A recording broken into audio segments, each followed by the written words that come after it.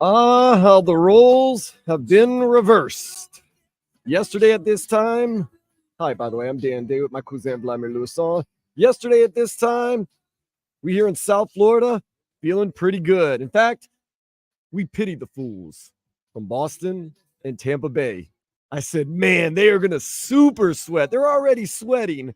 They're going to super sweat by the end of the day. Nope, the roles are reversed now, Vlad. Even though the Panthers are up 3-1 in the series after losing to Tampa Bay last night, I'm not as confident as I was yesterday. The Heat, they scored 12 points in the first quarter yesterday. Definitely not as confident as I was yesterday. A little more nervous now. Boston Celtics fans, a little calmer, still a little nervous. Tampa Bay Lightning fans, a little calmer, still nervous. It's not the end of the end, but definitely not as confident and as cool, calm, and collected as I thought I was going to be today. Kudos, though. We knew Boston was going to throw a lot of ammo at us yesterday, the Miami Heat, and they got physical, they got tough, and they responded with defense. We responded by not scoring. A little bit of their defense, a little bit of their more physical play. Tyler Hero complaining. Tyler Hero saying they're pulling, they're holding. It's playoff basketball. It's not fair. No, that's playoff basketball. That's what the Heat does.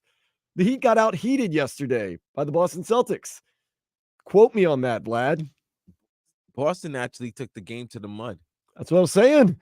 We got out heated by the Celtics. The Celtics said, wait a second. Let's play like the Heat. And then we just did one of these. What?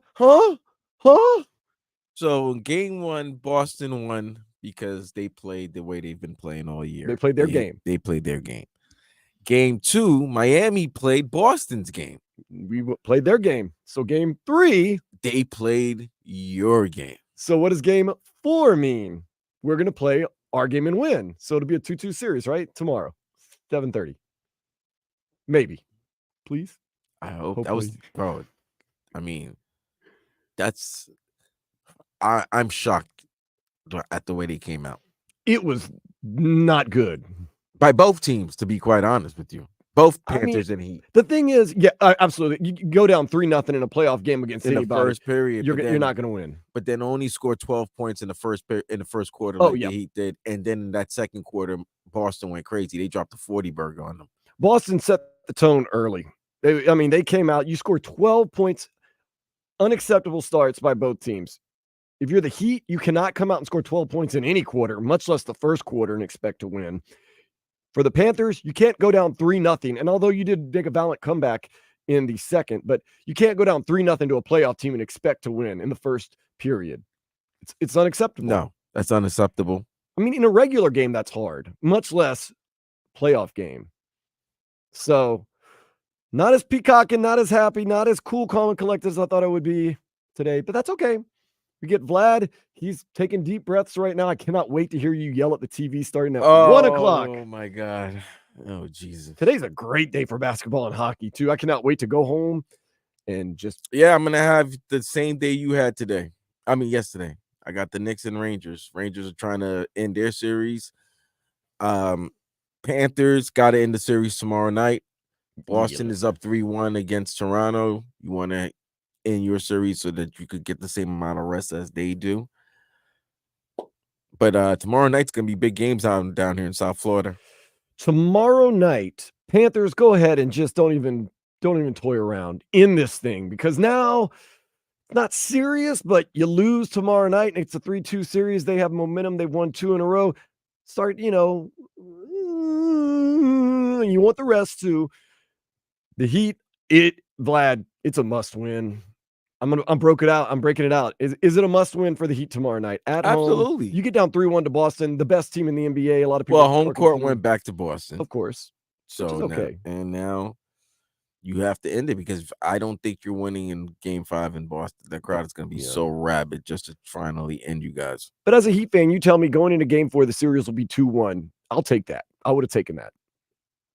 So we're good. You're exactly where you want to, not where you want to be. You want to be up 3-0, of course, but you're in a good spot. You're doing okay.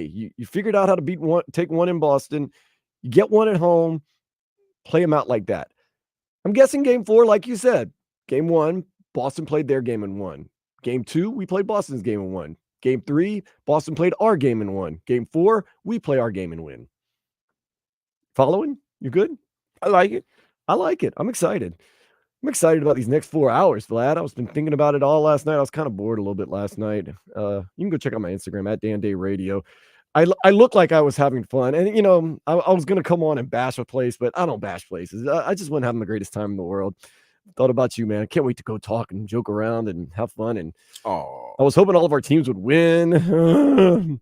Keeping an eye on all that. But let's get to the headlines real quick. Let's get you caught up on everything that happened. The Heat never led in Game 3 against the Celtics, falling 104-84. Boston leads the series now 2-1. Game 4 in Miami tomorrow, 7:30. Double whammy for me. Pelicans, I don't think they've even gotten close to making it a single-digit game in the past 2 games. They lost by 30 again for the second game in a row yesterday. They're down 3-0 in the series. That series without Zion Williamson is almost over. And you're gonna say, yeah, that was both your teams yesterday at home. First game at home in their playoff series. They both crapped the bed, bro. Kudos to the Thunder, though. It's hard to say as a number 1 seed, underrated. They've got some that Chet Holmgren, Shai Gilgeous-Alexander. They got some ballers. Jalen Williams. They got some ballers, bro. Whew. Like I said, difference between the Heat organization and the Pelicans organization. The Heat aren't satisfied with just winning a playoff series. They want to get to the finals. Pelicans, we just want to win a game in the playoffs. This will be a successful season. If we win this game 4, we're happy. We're just happy. Like my mom will call me up. Well, they had a good season. Big Lynn will tell me that. I'll say, but Mom, we were an 8 seed. We got blown out by 30 every game except for 1. The West is tough, though, bro. Oklahoma City, man. I'm starting to think Oklahoma City. Of course, they're doing it to the Pelicans. And look what the Timberwolves. I mean, the Timberwolves could sweep the Suns, and if the Suns get swept, I'm so stoked for that game tonight because you and I both talking about it. I know a lot of texters 305-567-0560 talking about Anthony Edwards, what he does on the court. I don't want to get into his off the court stuff and his running his mouth. What he does on the court is dynamic, and he's from right here in the good old U.S. of A. Ant-Man, I can't wait to watch. I can't wait to watch that team tonight. I don't like the Suns very much. And I'm about to. I can't believe I'm going to say this. Go ahead, say it. You love the Miami Heat. No. You love the Miami Dolphins. No. You love the Miami Marlins. No. Yeah.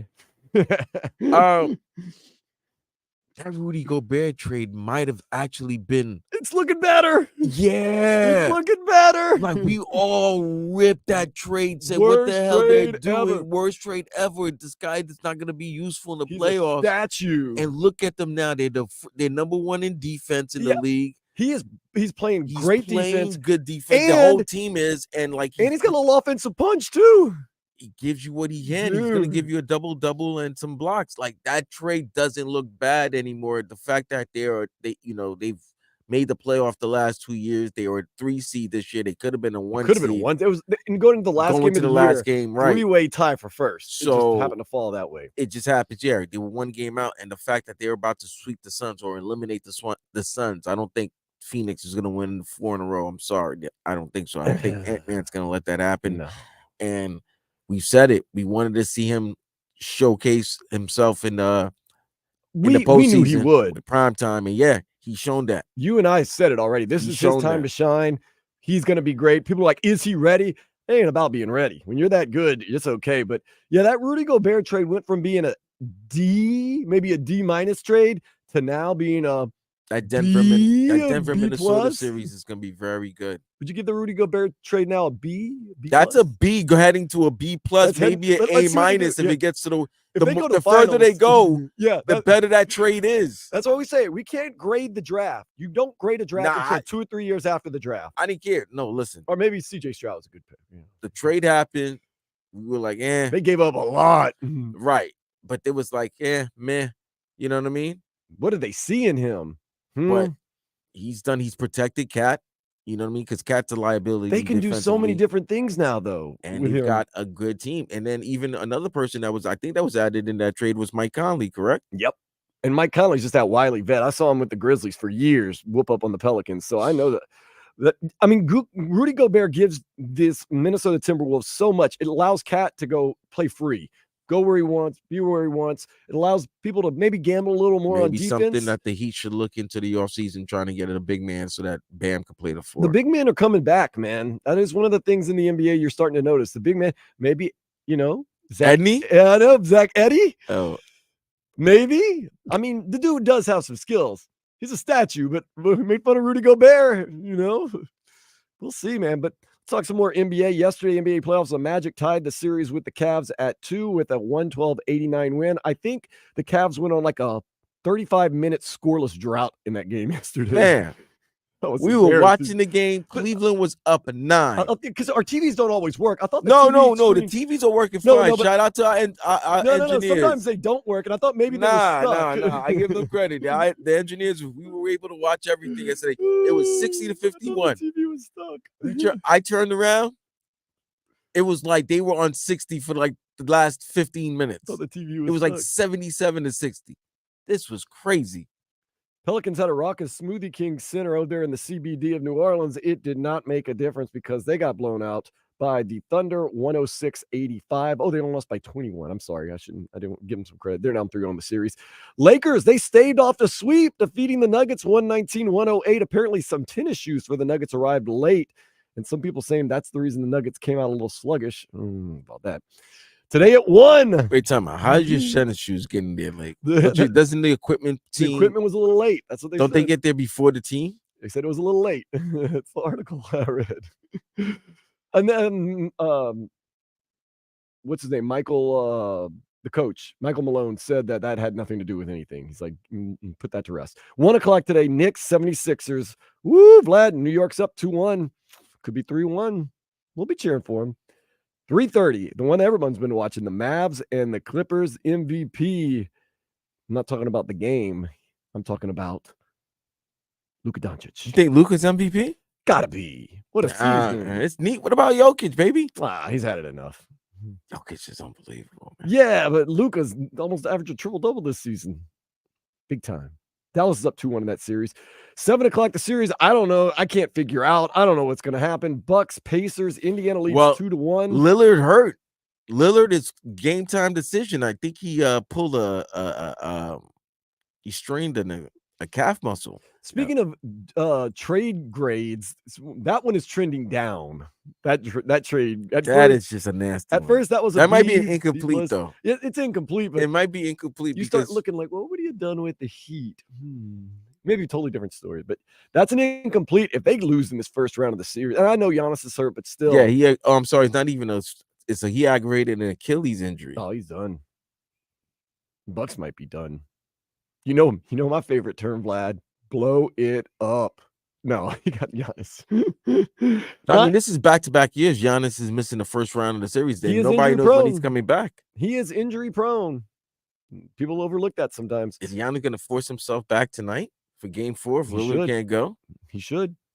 Because I don't think you can get another game like that from Chris Middleton. You just don't have it in the tank. Nah, it's like that car that you have in the garage. It's good for the weekend when you pull it out, pause. But then, you drive it around the block, but then you can't drive it on the Sunday. It's had enough on that Saturday. That's what happened on that Friday. 9:30 tonight. I cannot wait. Minnesota goes for the sweep of the Suns in Phoenix. Woo! Exciting. The Lightning used an early 3-0 lead to hold off elimination and defeat the Panthers 6-3. Game 5 is tomorrow at 7. Not a must win, but let's go ahead and win. Oh, it's a must win. No. Oh, yeah. No. Oh, yeah. Oh, yeah. No. You don't want to go to Tampa. You don't want to go to Amalie Center, Amalie Arena for Game 6 with that goalie. No, Vasilevsky, yeah. Because this was these last 2 games, both goalies haven't been that great. That was not a great goal. Especially yesterday. No, not a great display yesterday. 9 goals given up by those 2 goalies, 3 goals given up by Sergei. In the first period. And then we got 3 in the second. Right. But they got 1. And then in the third, Stamkos. Lock them down. Okay, well, Vlad says must win. I say let's just go ahead and win. Let's go, man. They got Rudy Gobert, Dean up KD, and Rip, man. Rudy Gobert. Can't believe I was saying that. Don't let that first-minute goal by New England in front of 65,000 fans at Gillette Stadium fool you. Inter Miami, undeterred. They got revenge for y'all. 4-1. Inter Miami wins. What did Lionel Messi do? He got a brace, 2 goals. Oh, Suarez, he also threw in a goal in the 88th minute. So 2 goals and an assist. 2 goals and assists. Yeah, he assisted Suarez. And Robert Kamansky got the other goal for Inter Miami. Don't let that first minute goal fool you, Vlad. It can deflate you. Seriously, especially in soccer. But no, Inter Miami just And when good. you got Messi, come on now. Don't let that 1-0 lead when we left the radio station yesterday for the Marlins fool you either. They gave up a grand slam and lost 11-4 to the Nationals. Here's the thing, right? And we'll be there this Thursday, right? Come on by first base side. You'll see us. We'll be loud and proud. I'm shocked that there have been games the Marlins have been favored. Do you want to know how many games the Marlins have been favored so far this season? 2? No. I mean, look at UD on TNT. Look at that. It looks good. Looks sharp. NBA TV. But go ahead. It says TNT at the bottom. Okay, I don't know. I'm working on the radio right now. How many games have the Marlins been favored this year? They've played 28. Favored in what? 20 of them? No, they've been favored 8. Okay. You know what their record is in those 8 games? 0-8? Absolutely. Oh yeah. Jesus. Okay, so they play the Nationals today at 1:40. Avisail Garcia has been placed on the IL. And, okay, break out the term, blow it up. That's what the Marlins have pretty much done. They're calling up some guys from AAA. Poor guy, pitchers, man. He's a lame duck. He's a damn lame duck manager. I know. It's such a rough situation. But, yeah, so yesterday we left. We're up 1-0. I was feeling good, Vlad. I go see my dude, Giuseppe, and Nathan comes up from work, works with the Marlins. I said, Marlins get that win today? He goes, hell no. He just gave up a grand slam, and they're down like 11-3. I was like, oh.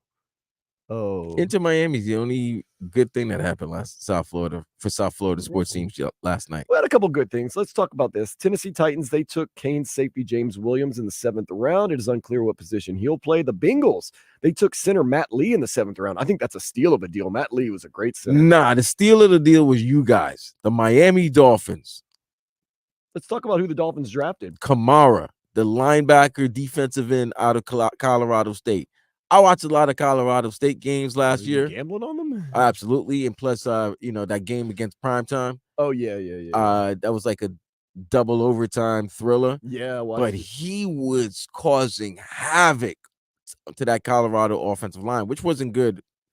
But if you followed Colorado State or saw highlights of Colorado State throughout the season, he was always making plays. And the fact that I think you guys got him in the 5th round. Yes. That's absolutely a steal. So let's see what we bolstered through this draft. 1st round, D lineman, Penn State, Chop Robinson. Feel okay about that. 2nd round, O lineman, Houston, Patrick Paul. In the 3rd round, trade up to get Tennessee running back Jalen Wright. In the 5th round, your dude, Colorado State defensive end Mohamed Kamara. 2 6th rounders, Virginia wideout Malik Washington and Cal safety Patrick McMorris. And finally, in the 7th round, U.S. receiver Taj Washington. Now I got to give Greer credit, bro. I like many of the selections he made with the Dolphins draft, bro. And if we can get Cam Smith to do some playing this year, he's the 2nd round pick out of South Carolina last year. You got a nice little cornerback there, maybe with this safety from Cal, Patrick McMorris can make it happen. We'll see what happens, man. You like Mohamed Kamara? We got a couple defensive lineman guys, got some defensive guys, got some offensive line, kind of put some depth to it. Maybe we'll be all right. We'll see. Oregon State running back Damian Martinez is transferring to the U. Also, Marshall cornerback Dione Hill is expected to take his skills to Coral Gables. And the Canes baseball team, they fell 9-4 to Georgia Tech. The rubber match is today at 1. Yesterday, and reading over the headlines, a lot of losers, Vlad. Let's stay positive because you got some things on the line coming up at 1 o'clock today in just about 30 minutes from now. So come on, Vlad, stay positive. Speaking of staying positive, let's go ahead and take a step into the day spa. Ah, yes. Hundreds, yes, Vlad, hundreds gathered at the Bangkok, Thailand International Airport to do yoga on one of its runways. Yeah, buddy. You know I'd be there.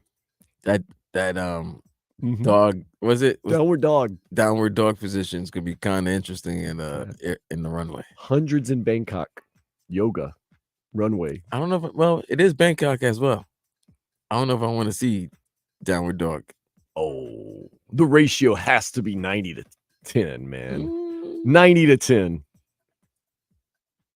And then of those 10%, 9 out of 10 of those guys are real serious about yoga. And then there's that other guy, figuring it all out.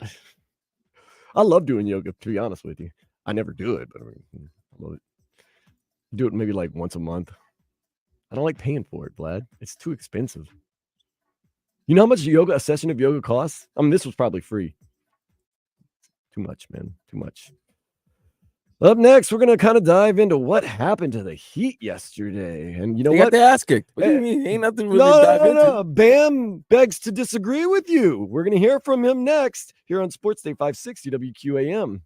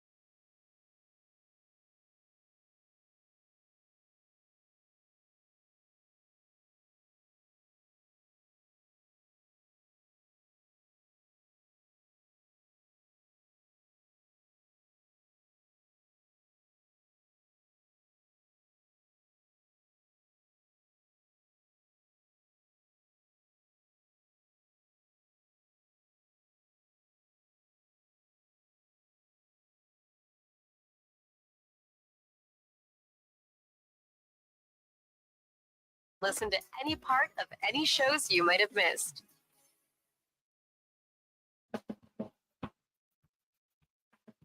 Sports Day till 4 o'clock right here, 560 WQAM in South Florida, around the world on the Odyssey app. And if you are watching on YouTube Live on Twitch 560 WQAM, do not adjust your computer, TV, or phone screen.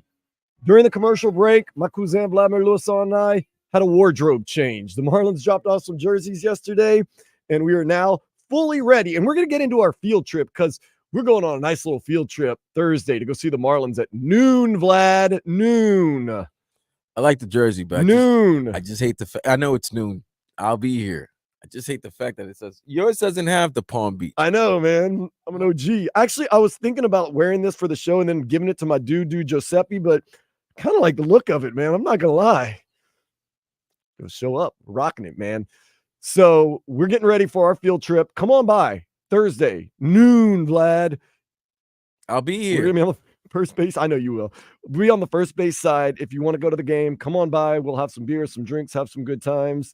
It'll be good. Yeah, I know, Sergey, making fun of my noodle arms. Jeez, you need a tan. I don't know, man. I have been working out, though. I don't know, man. Okay.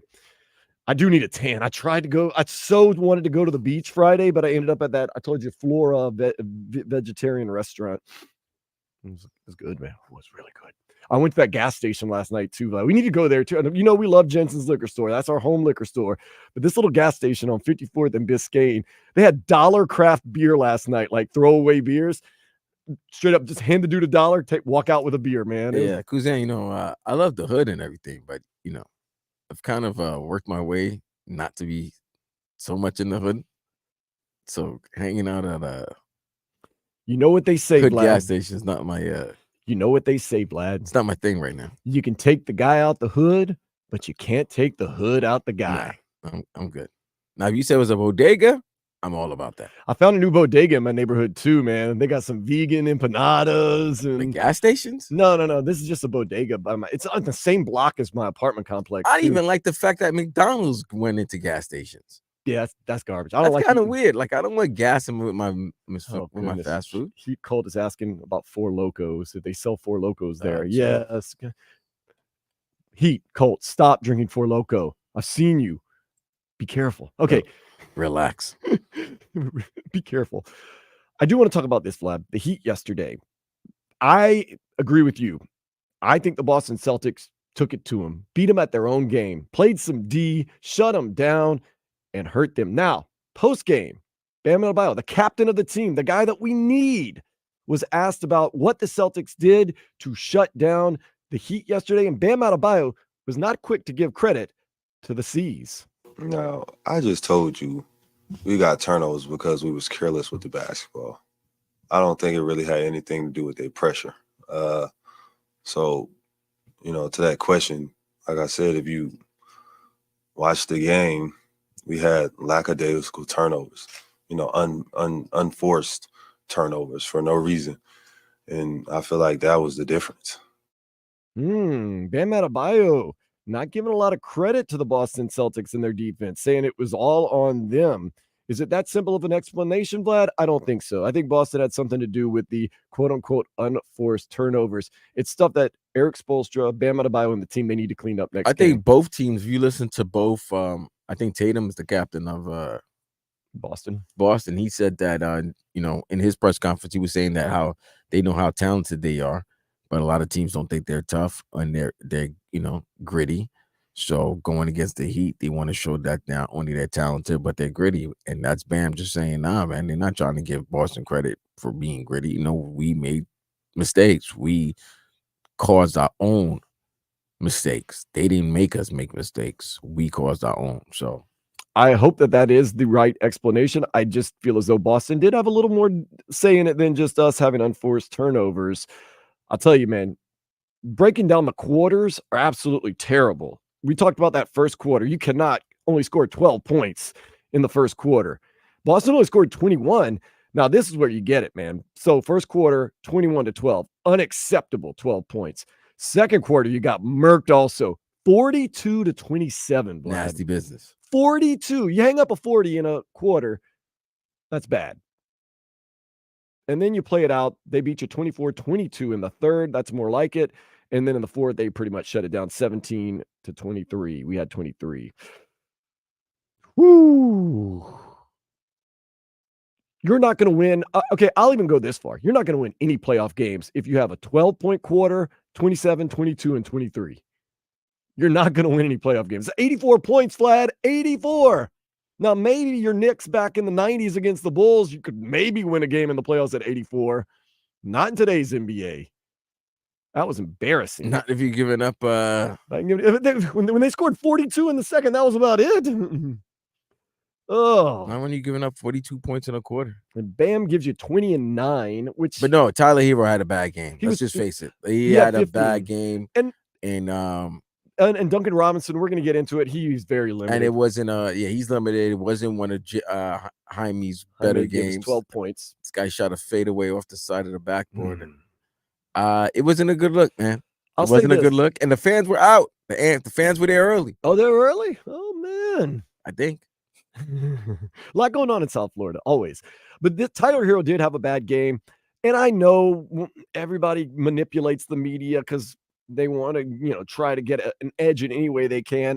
Post game, Tyler Hero was saying something about the Celtics were a little more physical, maybe grabbing his jersey, not getting the calls that he deserved. They were, really rough with him.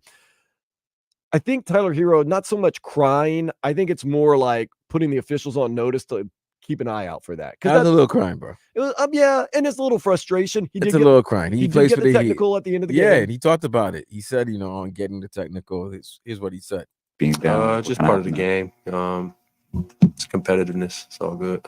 Yeah, not much right there. I mean, yeah, your game blown out. It's not gonna matter, but you know what I'd like him to say? I was pissed. Don't say, nah, we don't like this team. I was upset. It's unacceptable. I'll do it again. Like, it's okay, man. You don't have to be cool about everything. You think Jimmy would sit there and say, it's just competitiveness? Jimmy would say, nah, man. Refs didn't call anything all game long. I had to get mine. I ain't no punk. I don't think he'd say that, but it's okay, man. Like, let's go. Try to be PC with this thing. I don't want to hear that, man. Tyler, go ahead. Say, I was getting held. I ain't appreciate it. I was frustrated. Not going to happen again in game 4. You mark my words. Although Jimmy, that sounds like Jimmy. Mark my words. Guarantee you win. Don't do that, Jimmy. Yeah, he guaranteed a win in game 3 and they got their ass smacked.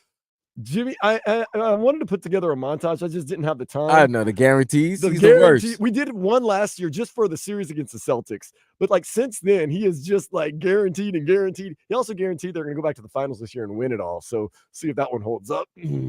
Hope so, but I don't know. But Bam Adebayo, 20 and 9. You're pretty much giving you that double-double. That's not the super Bam double-double we were hoping for, but he doesn't want to give the Celtics credit for its turnovers. You could hear you play back just at the beginning, just the first couple words. You can hear how Bam's usually very.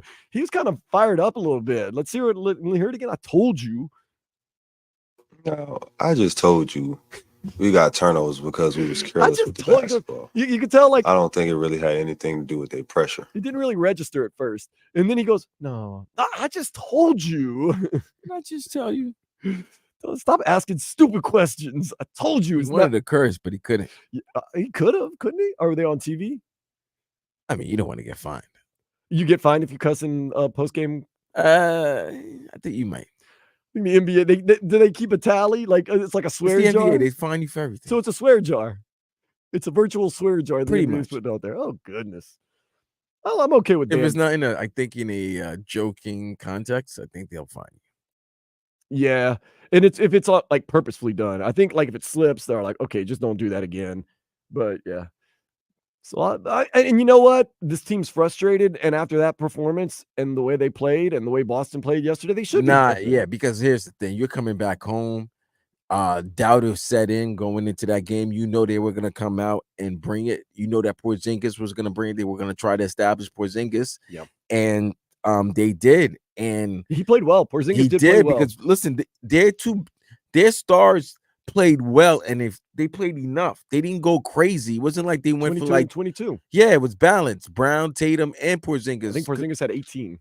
And I think Brown had what, 22? 22 for the 2 stars of So it was 44. So they combined for 61 points, 22, right? 22, 18. All right, so they combined for 62 And then points. could So someone that guard was Derek it. White? Derek White. Derek It White's was the best player in others, the bro. series. It was the others. Derek White, for some reason in Miami, this guy gets offensive rebounds. He shoots 3-pointers. This guy is a menace to the Heat. I mean, Derek White had 16 last night. Let's look at the other games that he's had. Like, he's been the best player for them. Like, he's legitimately been the best player for them in this series. Game 1, Derek White goes out there and scores 20. That tells you one thing. Game 2 now. Let's go see what Derek White did in game 2. Of course, we won that game, but Derek White goes out there and scores 13. So he was a little bit off. Then last night, he had, 18? Did I say 18 points? No, Porzingis had 18. So he had 16. So, I mean, Derek White's getting his, man. But that was the thing. They're starting. So you look what you just said. 4 of their starting 5 were all in double figures. Now, if you look at the Heat's starting lineup, go ahead. Spit out the numbers. Also, Drew Holiday only had 3 points. But I'm just saying, for their 5, though. Right. What did the Heat starting unit do? Nikola Jovic had a good game. He had 15 points. But he played a lot of garbage time. Go ahead. Rebounds. Jaime Jaquez Jr., a pedestrian, 12 points. It wasn't anything special. Bam had 20 and 9. Okay. Caleb Martin had 5 points. Now, all right. Caleb was big in game 2. And then what did Tyler do? Tyler had 15 points. Yeah. There's Haywood a difference. Smith 8, Patty Mills 7. Duncan only played 7 minutes. There's a difference, bro. That was the difference. Tyler Hero, not the greatest game. Caleb Martin, definitely not the greatest game. And he likes to shine against the Celtics. 5 points in 38 minutes. That's For not going some reason. Not going to get it done, Vlad. I don't think that, it's not like they didn't show up, but they didn't show up. I think it was as much of them making the turnovers and the Celtics came out with that attitude. We're going to play defense. Right, but you expected the Heat coming back home to have, like, when I understand when Bam was like, we didn't have the dog. It wasn't like they were there, but the effort was there, but it was just, something, it was just missing. Something, they weren't passionate enough. And you can't say the Heat overlooked this game because you knew Boston was coming for you. You're at home. You knew, and we said it yesterday, Boston's going to throw a lot of ammo at you today. You just got to fight. And you go out there and score 12 in the first quarter, and it's like, then you give up 42 in the second, and it's like, and then you just play it out the rest of the way. I'm hoping game 4, it's a Heat game where the Heat win. They play the defense. They make the timely baskets. They get the buckets. They get it going. We're going to find out. That's tomorrow night, 7:30. Tomorrow night, 7:30, Kaseya Center. Probably going to do a little day at night at 6 to 6:15. Then Alejandro Solana going to have preheat 6:15 to 7:30. Jason Jackson, Amy Audibert on the call. Tommy Ty got the pregame and the postgame along with Alejandro Solana right here, 560 WQAM. Let's tie up this series. Make those Boston fans feel it a little more. Speaking of feeling it, we're taking it to X.com next and see what's trending in this round third rock from the sun here on Sports Day 560 WQAM.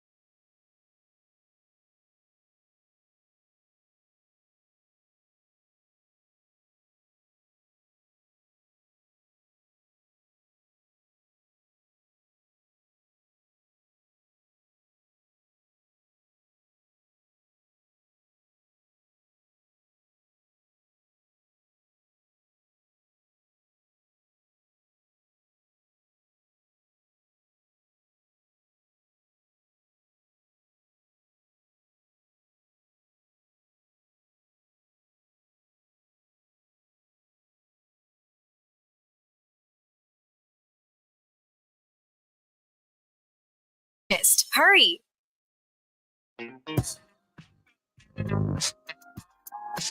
Oh, yeah. It's a soup deal double dizzle. Yeah, there. Calvin Brodus. Okay. His name. Snoop Dogg. Remember when he was Snoop Doggy Dog? Oh, this is a for you. Oh, I had respect for you, lady, Yes, sir. but now I take it all back.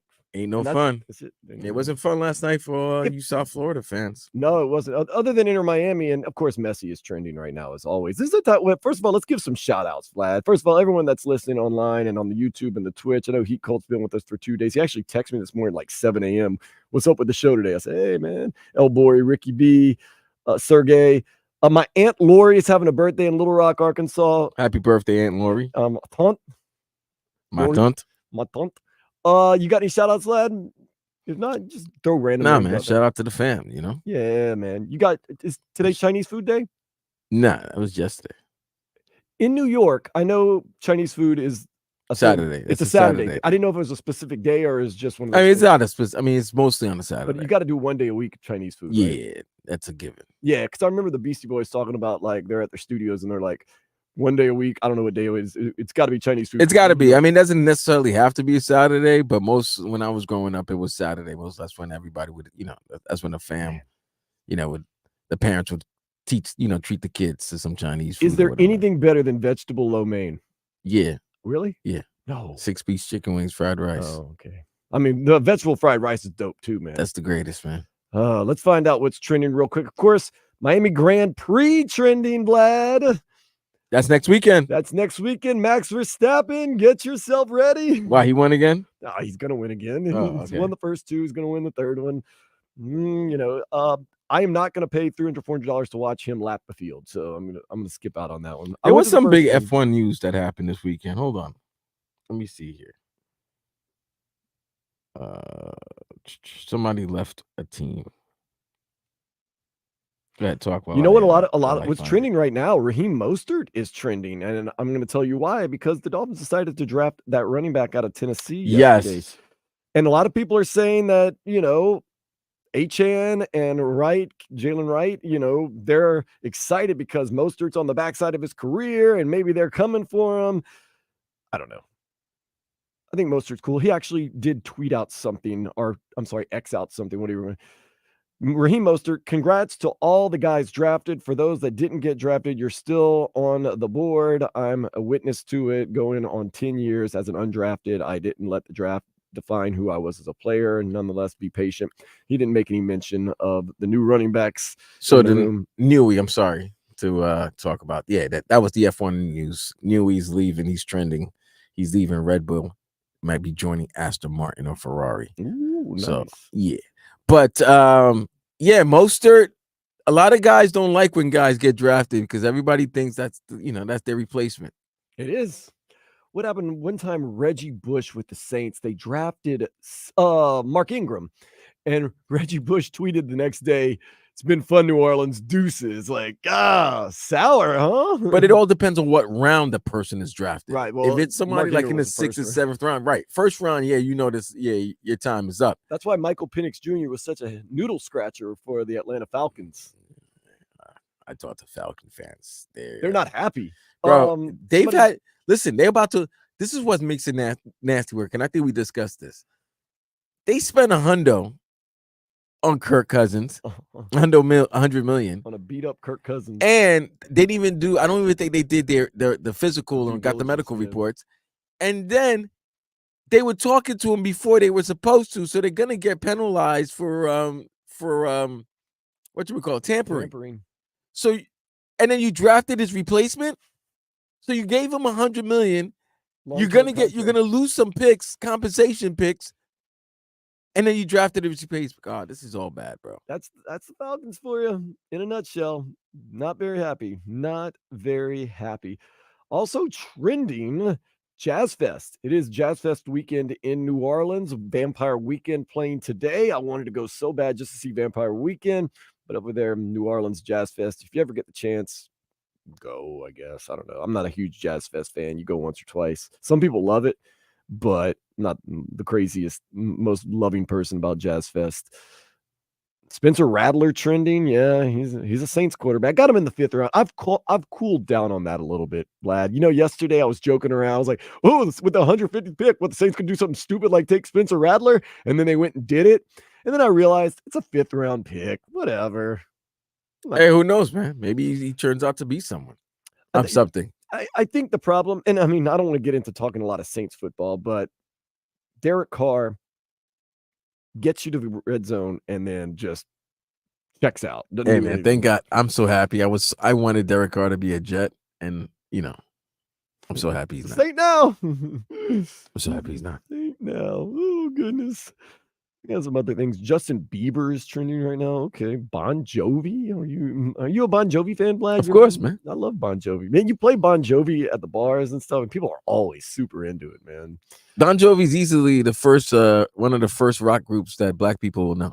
Yeah, one of my friends, Joe Shelton, he was hood as can be. He had a Bon Jovi shirt. I was like, "You like Bon Jovi?" He's like, "Love Bon Jovi." Easy, living on a prayer. Y'all, man. You play it because everybody's heard that song towards the end of the night at the bar, and when you try to get some scraggles out, you know what I mean. To the heart, and you've heard "You Give Love to a Bad Name." It's my life. It's now or and never. Low key, then nobody will even give you. They've all watched the Young Guns movie, so they've all heard. They've seen the video. You do bring up an interesting point. The hood does love Bon Jovi. The hood loves Bon Jovi, and they're from Jerusalem, and they're from New Jersey. So easily, us Northeasterners, if we're from the block, we know about them. And Bon Jovi, he does have a little bit of a sports tie. At one point, he was trying to buy the Buffalo Bills, and he's an Eagle fan. But that's the thing; it's weird. He's an Eagle fan, even though he's from New Jerusalem. He owned the arena team in Philadelphia. Mm-hmm. He also owns a soul food restaurant in Philadelphia where it's pay what you want. Look at that. See, soul food. John knows. John knows. We accept him. He's been to the hood. He's been to the cookout. It's interesting, man. So he tried to buy the Bills, and for a while, the state of New York banned him from performing there because they thought he was going to buy the Bills and move them to Toronto. His boy Richie Sambora, he was knocking them down back. Richie Sambora, and they're not together anymore. He doesn't play with the band anymore. Back in the days, he had Heather Locklear for a while, knocking them down. Yeah, I mean, I'm pretty sure he and John Bon Jovi, kind of like the Toxic Twins of Aerosmith, they were doing some things. I mean, let's just leave it at doing some things. If I ever came back Caucasian, definitely being a rock star in the 80s. Oh, yeah, man. It'd be like Steven Tyler and Joe David Perry. Lee Roth, all of them. Wish they all Billy Idol. What about Motley Crue, man? Tommy Lee. Tommy Lee. Hey, yo. I mean, to be Tommy Lee. I told you my Tommy Lee story. No, I don't. It's not a crazy story. Okay. I went to go get a guitar signed, and none of the guys in the band talk to each other at all. They're all in their own separate rooms. Ego. There's no more egotistical group of people than a rock band. All I'm trying to do is get this guitar signed for the radio station, and they sent me because I'm young. I don't know. I go in there, and they're like, yeah. The guys will be in a minute. So they sent me to Tommy Lee's dressing room, and he's sitting there next to a Jägermeister vending machine, just taking shots, man. Like, I'm like, dude, you might want to take one every 5 or 6 minutes, not every 2 minutes. So he's like, you want a shot? I'm like, hell yeah, man. I'm in Tommy Lee's life. And so I was like, where's the rest of the guys? He goes, I don't know where those dudes are. So every once in a while, like Nikki Sixx would come in. Oh, hey, man, you're from around. Let me sign the guitar. They didn't even talk to each other, man. They just passed each other. Told them, got up on stage, rocked it out, though. Tommy Lee, though. And the other reason why they don't talk is Tommy Lee was the only person in the band that still drank. Everybody else was on the mend. So it was not exciting. People were like, you were backstage with Tommy Lee. I was like, yeah, it was not. No, it wasn't fun. I was ready to take some shots. He was taking some shots. He had a couple of bad ones running around, but that was just it. That's what's trending. Up next, can we get a win? Come on. Well, Inter Miami did their thing. We expected that. Can we get a win? We'll figure it all out next. Sports Day 560 WQAM.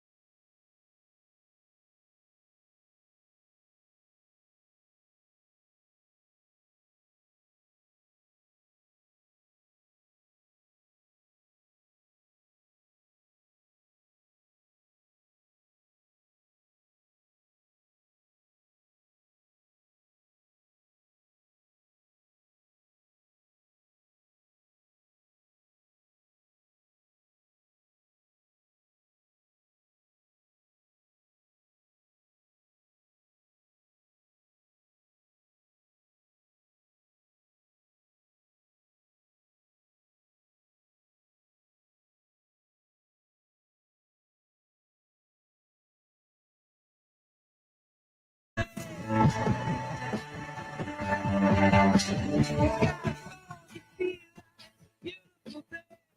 it up. It's Sports Day with Dan Day. It is time, cousin. My cousin Vladimir Lewis, I'm about to start screaming at that TV. Knicks 76ers game 4 about to start. Just keep it edited, man. Keep it edited. You got the Knicks jersey? Yeah, man. You rubbing it down all over the studio? Yeah, it's a John Starks jersey. Old, faded, wash, and everything. I kiss it.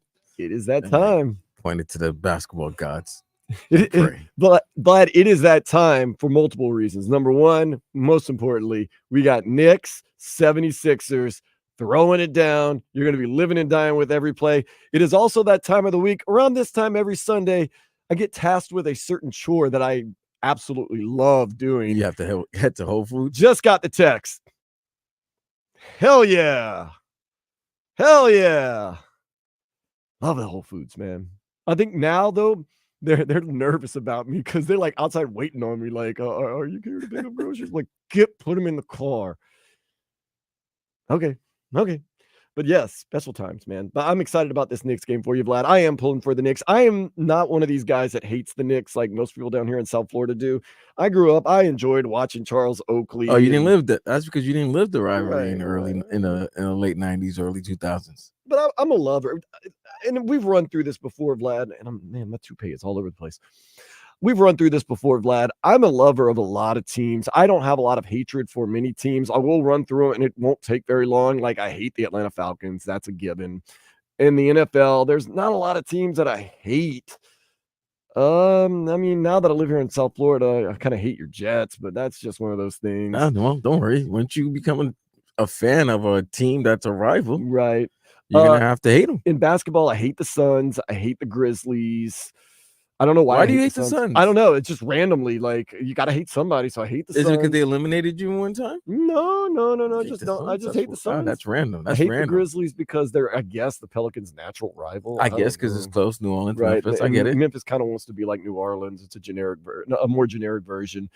Baseball, I hate the Cubs because my family's from St. Louis. Or part of my family's from St. Louis. I'm trying to think of anybody. I hate the Phillies. I don't really like any Philadelphia. I hate Boston. I'm okay with the Eagles. It's just straight up. I hate Boston. I don't hate you guys. Yeah. Y'all just annoyed. Miami, they're just annoying. I don't like the 76ers to begin with either. Philly wasn't a rival until this playoff series because Embiid is a dirty player. Okay. My man Mitch's not playing today right now. He tested out the ankle. He's out for today's game. That's nasty work he did. Imagine that somebody did that to Embiid. That play would have been kicked out of game 3. Yeah, absolutely. Relax. So it's a good one, man. We're going to see. I'm guessing that the 76ers are favored simply because they're at home. Yeah, they're favored by 5.5. Okay, 5.5. This man's got that app burning, man. Although he doesn't bet on his own team. So I guess that's kind of smart in a way, maybe a little bit. Let's get to the headlines real quick. The Heat, they never led in game 3 against the Celtics, falling 104-84. I really wanted the Celtics fans to super sweat. Boston now leads the series 2-1, game 4. Kaseya Center tomorrow. Tip is at 7:30. Magic, they blew out the Cavs. That series now tied at 2. Pelicans, they were never really in it against the Thunder, and now they're down 3-0 in that series. We just want one win. Come on, Brandon Ingram, one win. I was going to wear my Pelicans jersey when I got off of work, but I got this nice Marlins jersey. Get us ready for Thursday. I'm going to wear this around the hood today. Lakers surprised me. They staved off elimination. They beat the Nuggets 119-108. It's 3-1. It's so frustrating to watch this series. You don't know if you look at the numbers, the Nuggets have only led in the series like 40 minutes. Like 30 to 40 minutes. They got that championship pedigree. The Lakers have dominated the series. The Lakers have outplayed them. They've outplayed them, yet it's 3-1. The series at worst should be 2-2. There's your guy, Joel Embiid, dirty bird. So 1 o'clock right now, we got the 76ers and the Knicks. Mavs and Clippers at 3:30. 7 o'clock, it is going to be Bucks Pacers. Buckle up for that one. Then at 9:30, the one I'm excited about, Minnesota and the Suns. Those Timberwolves going for the sweep and possibly having me say blow it up when it comes to the Phoenix Suns. And like I said, I'm not a huge Suns fan, so blow it up. What needs to get blown up? Unfortunately, the Marlins, they're already kind of blowing it up. The Suns, blow it up. The Bucks, if you lose in this first round, blow it up. Who else needs to blow it up? New England Patriots. I don't like them either. Blow it up. They've done that. Yeah, they kind of did that. Who else needs to blow it up? I don't know why I get excited about blowing it up. It's not fun for as a fan base because I've been a part of. We were here for a blow it up session before Tua got here with the Dolphins. It was tough sledding, as they say, Vlad. After every Marlin World Series, it was blown up. Yep, that's true. That's true. Right now, it's like, goodness gracious. The Marlins did lose yesterday, 11-4, to not so great Washington Nationals team. Two play again today at 1:40. Avisail Garcia, he is on the injured reserve. Who cares? A lot of guys are going to be called up from AAA. Jacksonville, our best player, Max Meyer, is in AAA for some reason. I guess they're trying to protect his arm. He was having a good season. Then doesn't matter. We'll be there Thursday, first base line. Just come on by. And if you say, well, how will I find you and Vlad, first base line? You'll be able to find us at the game. It's not a Yankees game, guys. Plus, you got the two of us, and Nathan will probably join us, and we'll just be sitting there having some beers and having a good time. I'm going to hit that secret bar. Might even hit the 305 one with those $3 Rolling Rocks, man. Get some good times. Of course, the pregame starts at. If you want to be a part of the pregame festivities, bring an ice chest and meet us at the Citadel parking lot around 10:30. You're more than welcome. Yeah. Bring your own refreshments. Not to say that we won't have some. It's just, can't, what do you call it? Not feed, but thirst the whole world, There's only so much Prestige and Mango Ritas that could go around. And we're actually going to put up a video, Vlad. Are we now? On my personal page, not on 560 WQAM. No room for that. But I'm thinking about doing some more physical challenges because we did that pull-up thing one time. You're going to do a physical challenge at Lone Depot? No. Just after the show here and there, we're going to do that. We got a little sidetracked. Let's talk about the Dolphins draft. First round took D lineman from Penn State, Chop Robinson. I'm good with that. Second round, offensive lineman from Houston, Patrick Paul. Good with that. Third round, traded up to get Tennessee running back Jalen Wright. A lot of people saying, man, the future is here. Devon Achane, third round pick. Oh, fifth round pick. Whoa. Okay, Vlad. 0-0. Let's not drop the F-bombs just yet. Just saying. Vlad, this is your guy, and hopefully our guy, everybody's guy. Fifth round, Colorado State defensive end Mohamed Kamara. I thought that was a great pickup. If you can get something out of a fifth round pick, a steady player, you're doing all right. Chris Greer, let's go. 2 sixth rounders, Virginia wideout Malik Washington and Cal safety Patrick McMorris. Finally, in the 7th round, Miami selected USC receiver Taj Washington. I'm guessing we did not draft a tight end because we got Jonnu Smith. We figured that's enough, right? Because a lot of people saying that's what we needed last year. I think the Dolphins are going to come on, hit that. There we go. Vlad is very much into this game. I think the Dolphins are going to really do their work after June 1st because they get so much money coming out off the cap. Xavier Howard's salaries off, and who else is what's that defensive end? Which one? The one that Bradley Chubb? No, not the one that's injured. The old one, Emmanuel. Emmanuel Agba? Yeah. I don't know if I don't know if his number has already come off, but I'm assuming that his contract is off June 1st. So they have a lot of money coming to them once June 1st hits. So I think they'll do a lot of signings there. I'm glad of them bolstering the line and getting those guys. We know that position last year especially, but in any football season, you're going to have some injuries. So if you have some depth there in the trenches, and that's what we needed. We needed a team with a little less finesse, a little more nastiness, a little snarl. So we got that. Some of the guys from the U got drafted. Tennessee Titans took safety James Williams in the 7th. Unclear what position he'll play with the team. The Bengals in the 7th round took Matt Lee, our center. I thought Matt Lee was solid. I think that's a good 7th round pick. I wouldn't have minded if the Dolphins in the 6th or 7th round would have taken Matt Lee and kept him at home because I'm not to say I watched a lot of him at center.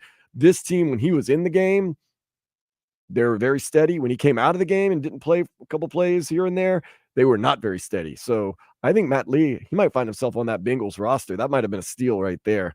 I'm going to keep an eye on Matt Lee. That's one of those other players I'm going to keep an eye on. It's a 7th rounder, bro. I know. Dolphins could have gotten him though. He's not making. He'll be lucky to make the practice squad. Center though, center. It doesn't matter. We could have taken him in the 7th round. They have enough linemen. Yeah, but we needed a center. We need a center. Cardinals took cornerback Jaden Davis in the 6th round from the U. Oregon State's running back Damian Martinez is transferring to the U. Also, Marshall cornerback Deani Hill is expected to take his skills to Coral Gables. Canes baseball team fell 9-4 to Georgia Tech. The rubber match starting right now up in Georgia Tech, College Park. You ever been to College Park? No, I haven't been to College Park. Wait, there's 2 College Parks. There's one in Maryland and one in Georgia. Right. I've been to College Park, Maryland. University of Maryland. I've never been there either. It's a good school to go to, from what I understand. You're by DC, you're in the DMV, you're on the train. That train is expensive as hell, though, in Washington, D.C. I haven't been to DC in a while. It's an expensive city. But then again, look where we're at. Whew. I saw my credit card bill from last night. I was like, wait, what? What? I don't even remember that. Man, gotta calm down. And last night was a light night. Oh, okay. Speaking of calming down, let's calm down real quick and take a step into the day spa. Hate to hear this, Vlad. A woman, she had one rule for her boyfriend. One rule. Don't cheat. Not even that. Oh. Simple. On our wedding day, do not smush cake in my face. Only rule. He did that? And his dumbass did it. So you know what happened the next day? Divorce. File for divorce. You know, I don't blame her. You know, you tell somebody every once in a while, seriously, don't play. You've done that, Vlad. I've done that. Yeah. It's been done to me. And when someone says, But, seriously, don't play, I'm like, okay. But here's my question, though. She let him know. One rule. Isn't that wedding tradition, though? One rule. She could have thrown out the rule, don't cheat. I'm sure that maybe that's an unwritten rule, but Hey, you know what? Maybe he didn't want to marry her, so he got out of it. yeah, maybe he's. I mean, God, that's like expense, man. That's expensive. It's not an expense. That's expense on her parents. They're the one who spent the bread, not him. No. They said they went halvesies on the wedding. All right, whatever. I'd be pissed if I was Over that, please get out of here. better. I think he might have won it out. I think he won. I think he won out of this. Some guys are sneakier than you might suspect. It was going to cost you regardless. Let it cost you early instead of cost you later. Yeah, you had your day. Now you're done. Yeah, He called her bluff, and she called his bluff. Whew. That's rough. That's nasty business. that's a right good there. bluff to call. Let's Ooh. go, OG. Nasty business. Talk a little Panthers next. Is there reason to worry, or is it just playoffs? You're going to win some, you're going to lose some. Also, your Rangers and just kind of the rest of the playoff field for that big Stanley Cup next here on Sports Day 560 WQAM.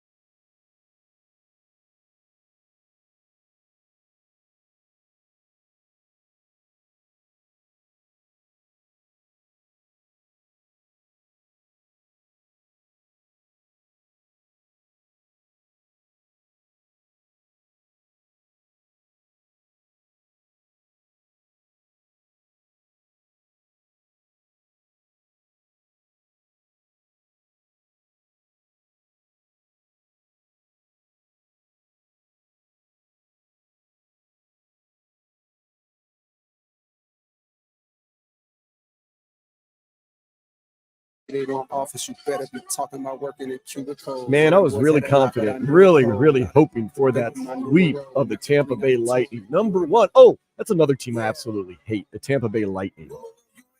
I also hate the Orlando City Lions in MLS.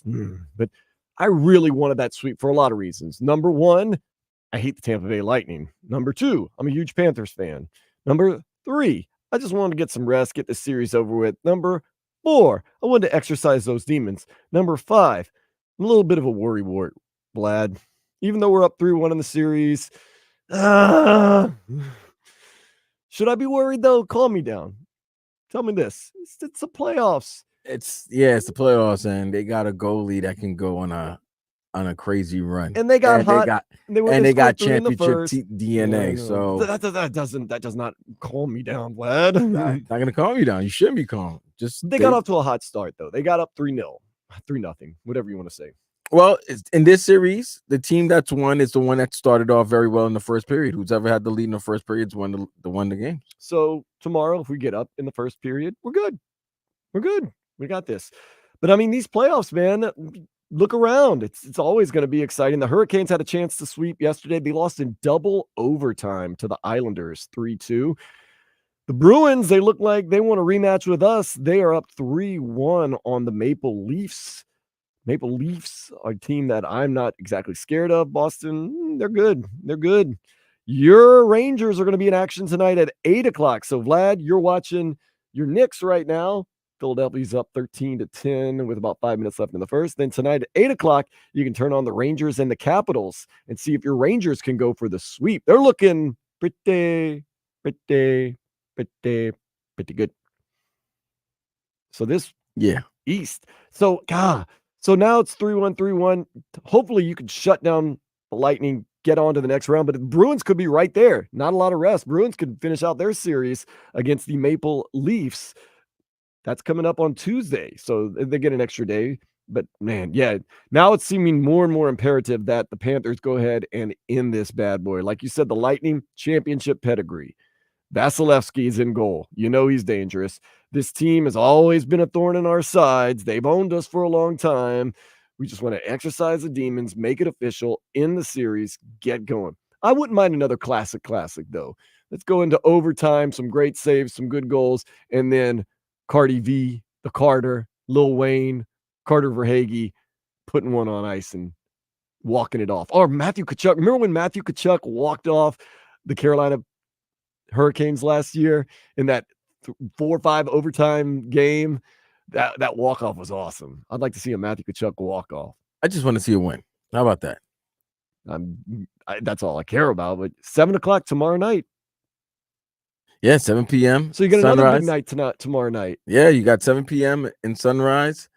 Game 5, Lightning versus Panthers. And in 30 minutes in Later, Miami, Boston. at the Kaseya Center. No, it's in Miami, baby. That's what I'm saying. Miami versus Boston. Yeah. Everything's popping down here. If you're in Broward County, you got the Amerant Bank Arena loud and proud. If you're down here in Miami-Dade, you got the Miami Heat, the Boston Celtics. And isn't it odd that if the Panthers were to win and Boston were to win, we'd have another. Are the Marlins playing tomorrow? Oh, of course. I don't know what time, though. It's not like we don't have a bookload of 6:40. So you get 6:40, 7, 7:30. Once again, a waterfall of great sports to watch or listen to or check out all over the place. So start with the Marlins. They'll be up when you change the channel at 7. They'll lose at the end. Will there be more people at the Heat game and Panthers game than the Marlins game? Yes. Well, why would you ask that, Vlad? Who the Marlins playing? They're playing the Nationals. They got a 4-game series with so the they have a Nationals. tease. And then the Rockies come to town, and we all know what's happening Thursday. We'll be at that noon game. Yes, noon. I get it. Noon May 2nd. Seriously, with the way this team scores runs, you need to get there early because you might miss the one run they score. 6-22. Still not the worst team in baseball. I saw the White Sox did get a win yesterday. So Vlad, to add to the excitement of Thursday's game, the Marlins are 6-22. The Rockies are 7-20. We're going to watch two of the worst baseball teams at noon. Well, it's not like whoever's gone to the series this weekend is watching two of the worst teams in baseball right now. White Sox got a win yesterday, trying to keep pace with the Marlins. They're 5-22 though. 5-22, and surprisingly, the Astros are 8-19. Very bottom of the American League West standings. Interesting. Very, very interesting. I know a lot of people don't get into all the baseball, but in case you're not paying attention, the Marlins are not a very good team. They're at the bottom of the National League East. They're, in fact, the bottom of the whole National League. But second to last team in the National League is those Colorado Rockies. And now, we're excited about 12-10.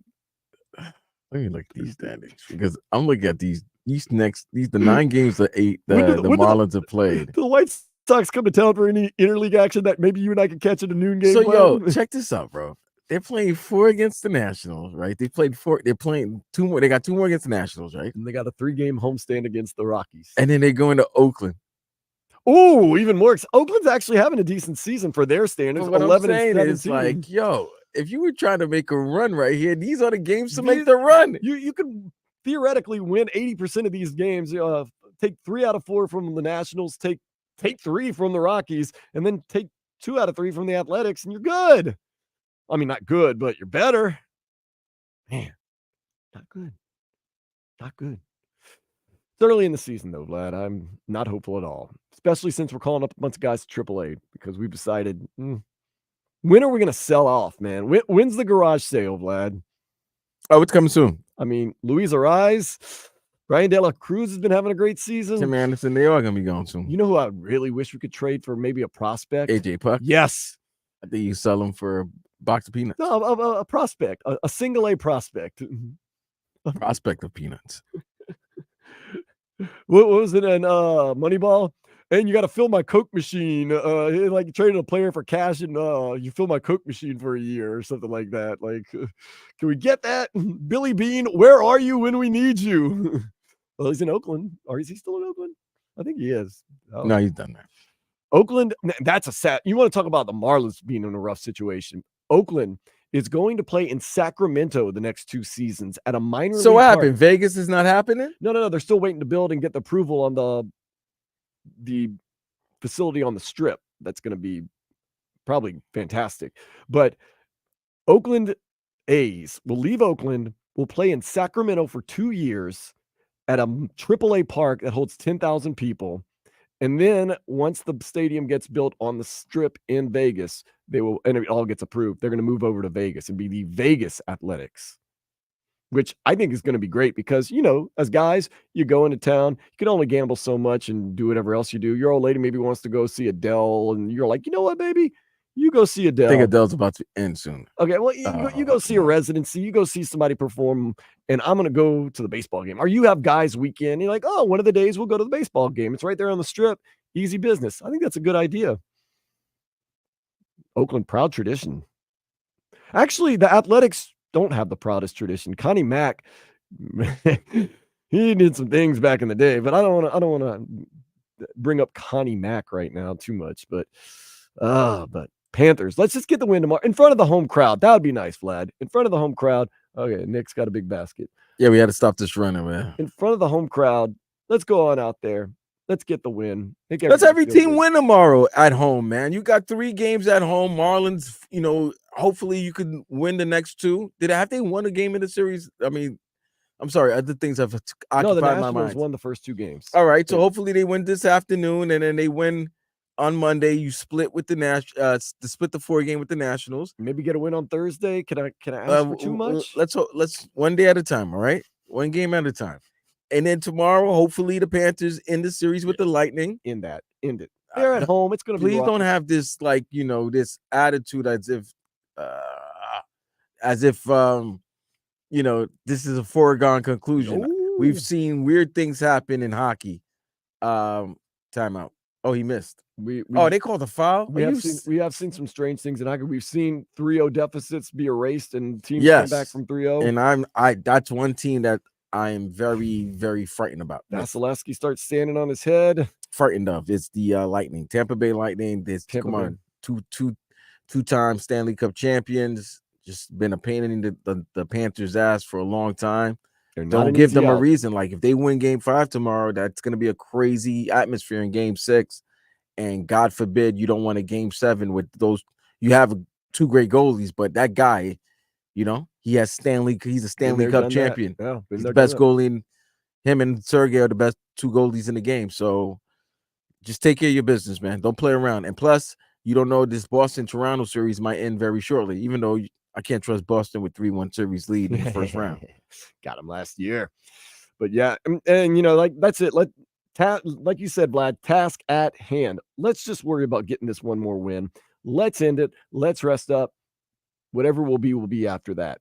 Don't even worry about the next round. We'll get into that once we get a win against Tampa Bay. At home, raucous crowd. You're up 3-1. You got a great goaltender. You got a great team. You got a coach with a ton of experience. Do what you got to do. Put that puppy to bed. Onward and upward for the Panthers, we believe. And then, of course, for me, it's simple tomorrow for the Heat. The Boston Celtics mucked it up yesterday. You just got to muck it up and play your game tomorrow, and you'll be fine. 2-2 series, Celtics, Heat. Whoo! That gets exciting. You need to score more than 12 points in the first quarter, though. You need to do a little bit more than that. And your New York Knicks need to score more than 15 points. Yeah, we're not hitting baskets right now. How's Kyle Lowry doing? I don't know. He's not doing anything, but Embiid is killing us. And he just bricked a 3. I could keep on shooting. Can we score, please? Speaking of playoff basketball, there was some playoff basketball here in South Florida yesterday. We're going to do a little Nayer day where we thumbs down or thumbs up some of the things said post-game and some of the other things that have been said in the sports world. That is next here on Sports Day 560 WQAM.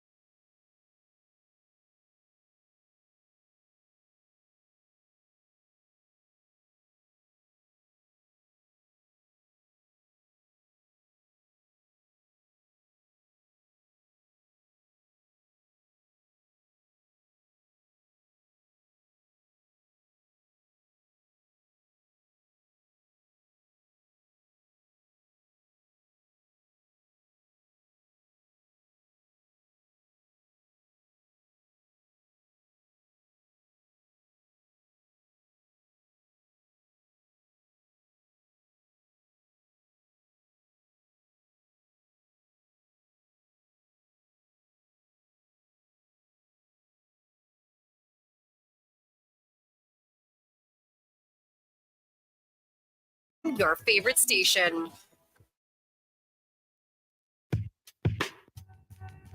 It is time to do a little Nay or Day. Thumbs down, thumbs up on what is happening in and around the sports world. Right now, I got a thumbs down. That's a nay. New York Knicks, Philadelphia 76ers into the first quarter. Philadelphia leads 27-17. Hopefully the Knicks can get it together the rest of the way. We'll see. It's the NBA. No lead is safe, but first quarter, nay right now for the Knicks. Vlad was cussing a lot during the commercial break, which is fine. Got to ride or die. So hang in there, brother. Hang in there. Got a little nay or day. I was a nay last night for the Miami Heat. 84 points. Oh, goodness. Absolutely nothing from Duncan Robinson. 0 points, 1 rebound, 1 assist, just 7 minutes. He is not himself, dealing with those injuries. Eric Spoelstra, after the game, asked about the limitations on Duncan Robinson. Back the limited minutes tonight. No, I was looking for some kind of spark once we were down 20. Duncan's not going to make an excuse for it. I'm not going to make an excuse for him. We have our guys. We have enough to get the job done. And we understand the challenge, and that's what our competitors love about this series. We know we have to play hard, and we also. But at that point in the second half, we were down, 20. I was just looking for a spark. Is that an A or day right there, Vlad? On what, Duncan Robinson's minutes? Just what Spoelstra was saying. Like, I'm kind of leaning towards nay. Like, we're not going to make excuses for Duncan. Like, no, the guy's hurt. It's okay. So I was just looking for a spark. We're down. He sounded a little aggravated. We're down 20. Duncan's hurt. I mean, the fact that he's there and whatever minutes he can give you, I guess it has to be in a whatever the flow of the game is.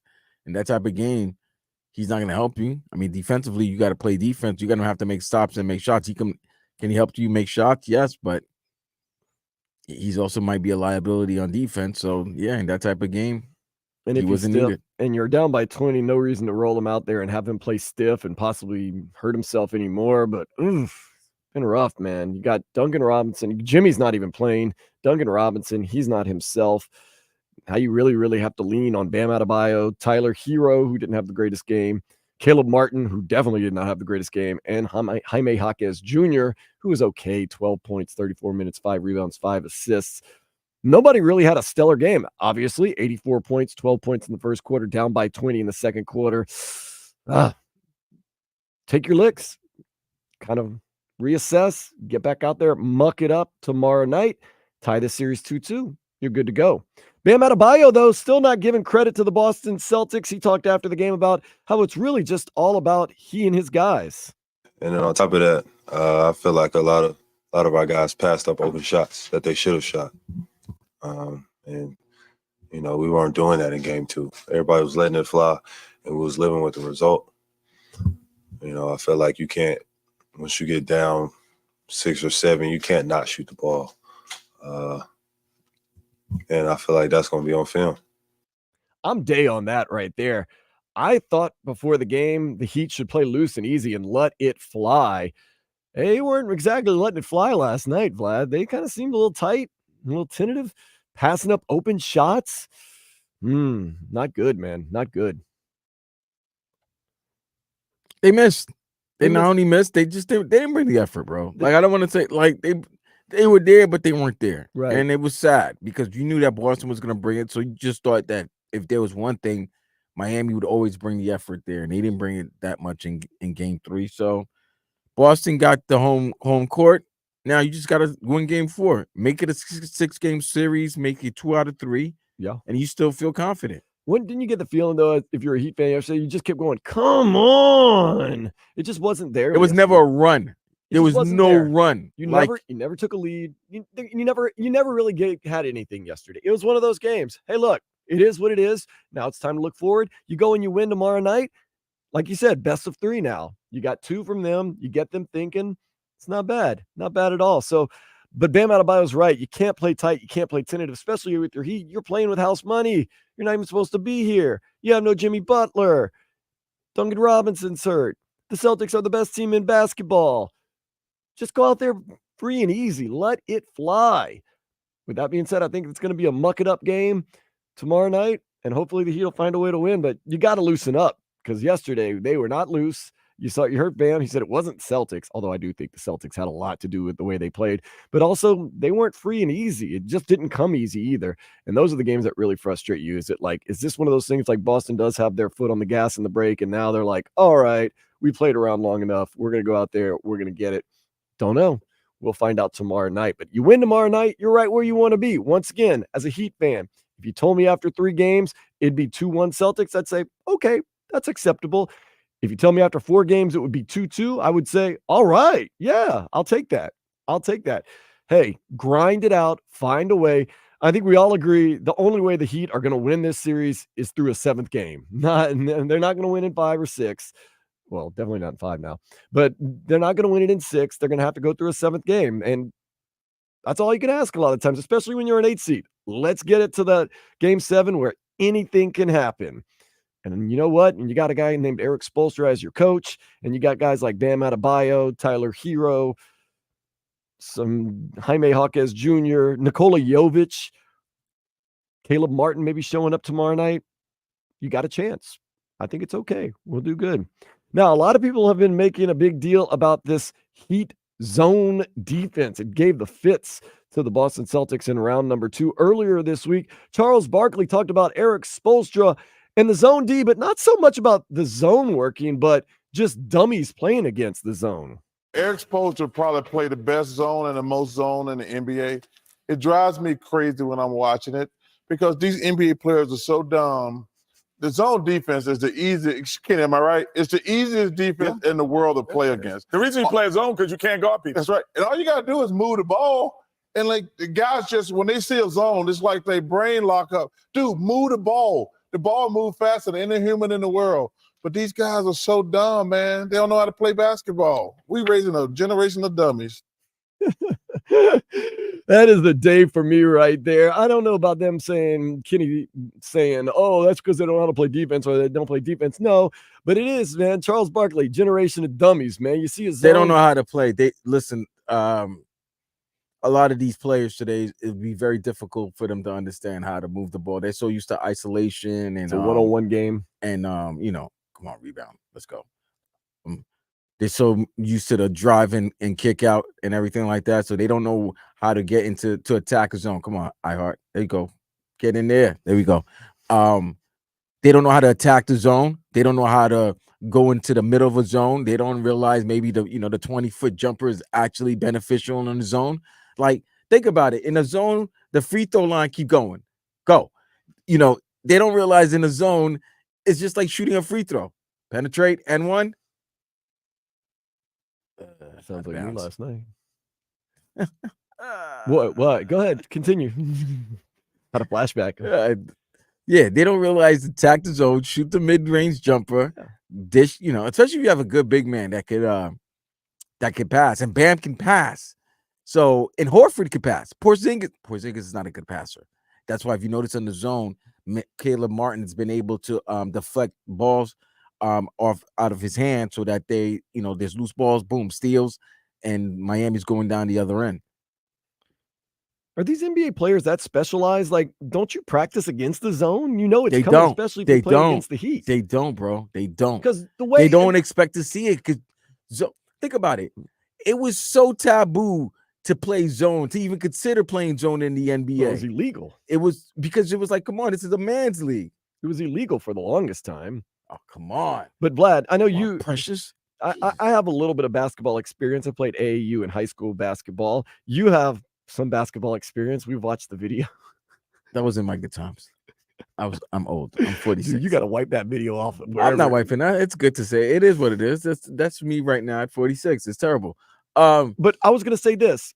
You practice against the zone, and you do have to attack a zone defense differently than a man-to-man. You have to play a different way. There has to be flashing. There has to be passing. There has to be different types of penetration, as you say. But it's something easily practiced against. Is Joe Mazzulla and the rest of the NBA saying, you know what? It doesn't matter. Or are they actually doing some? And I know in the NBA you don't have as much practice time, especially during the season. They don't play no zone. They don't practice. So they don't even practice much right now. So the fact that of them practicing zone, they're practicing zone. Boston or any team that would face Miami is practicing zone. Like maybe, any team that's playing Miami is probably practicing zone right now. They're practicing how to attack the zone. Let's not let Miami off the hook. When other teams play zone against them, they look like a deer in the headlights too. Because as crazy as it is, you practice against it. A lot of these guys, come on, what are we doing? A lot of these guys can't get their own shot. Right. So if you're playing in the zone and the guy that's usually your ball handler, if he's the one that's getting trapped, there's two guys guarding him.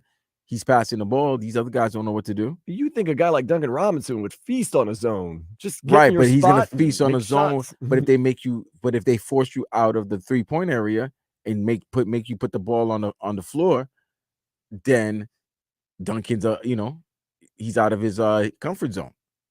They don't expect him. That's why we've given him credit for the fact that he's been able to put the ball on the floor. Jesus. Oh, out of bounds. Thank you. We've given him credit that he's been able to put the ball on the floor and been able to drive and get his own shot other than just standing behind the 3-point line. But zone is a zone in the playoffs, especially when you haven't seen it in a long time. And you can be more physical in the playoffs. And you can be a little bit more physical in the playoffs. So when you do double team the ball, the ball handler, you can cause deflections. You can cause the guy to turn the ball over, maybe take an extra step, walk, something to that matter. So, yeah. And last but not least, we'll do a little nay or day with Roger Goodell. He can be infuriating. Sometimes he can be pretty cool. Let's find out. He was asked this past weekend during the draft, what about maybe an 18-game season for the NFL? Well, I think we're good at 17 now. But listen, we're looking at how we continue. I'm not a fan of the preseason. I'd rather replace a preseason game with a regular season any day. That's just picking quality, right? So if we got to 18-2, that's not an unreasonable thing. The other thing it does, which I thought you were going to, is that ends up on President's Day weekend, which is a 3-day weekend, which makes the Sunday night, and then you have Monday. That's a day right there. And by the way, that's happening. That is going to happen there. And it makes perfect sense. Roger Goodell, they've already thought it out. They just now have to implement it. They're going to 18-2.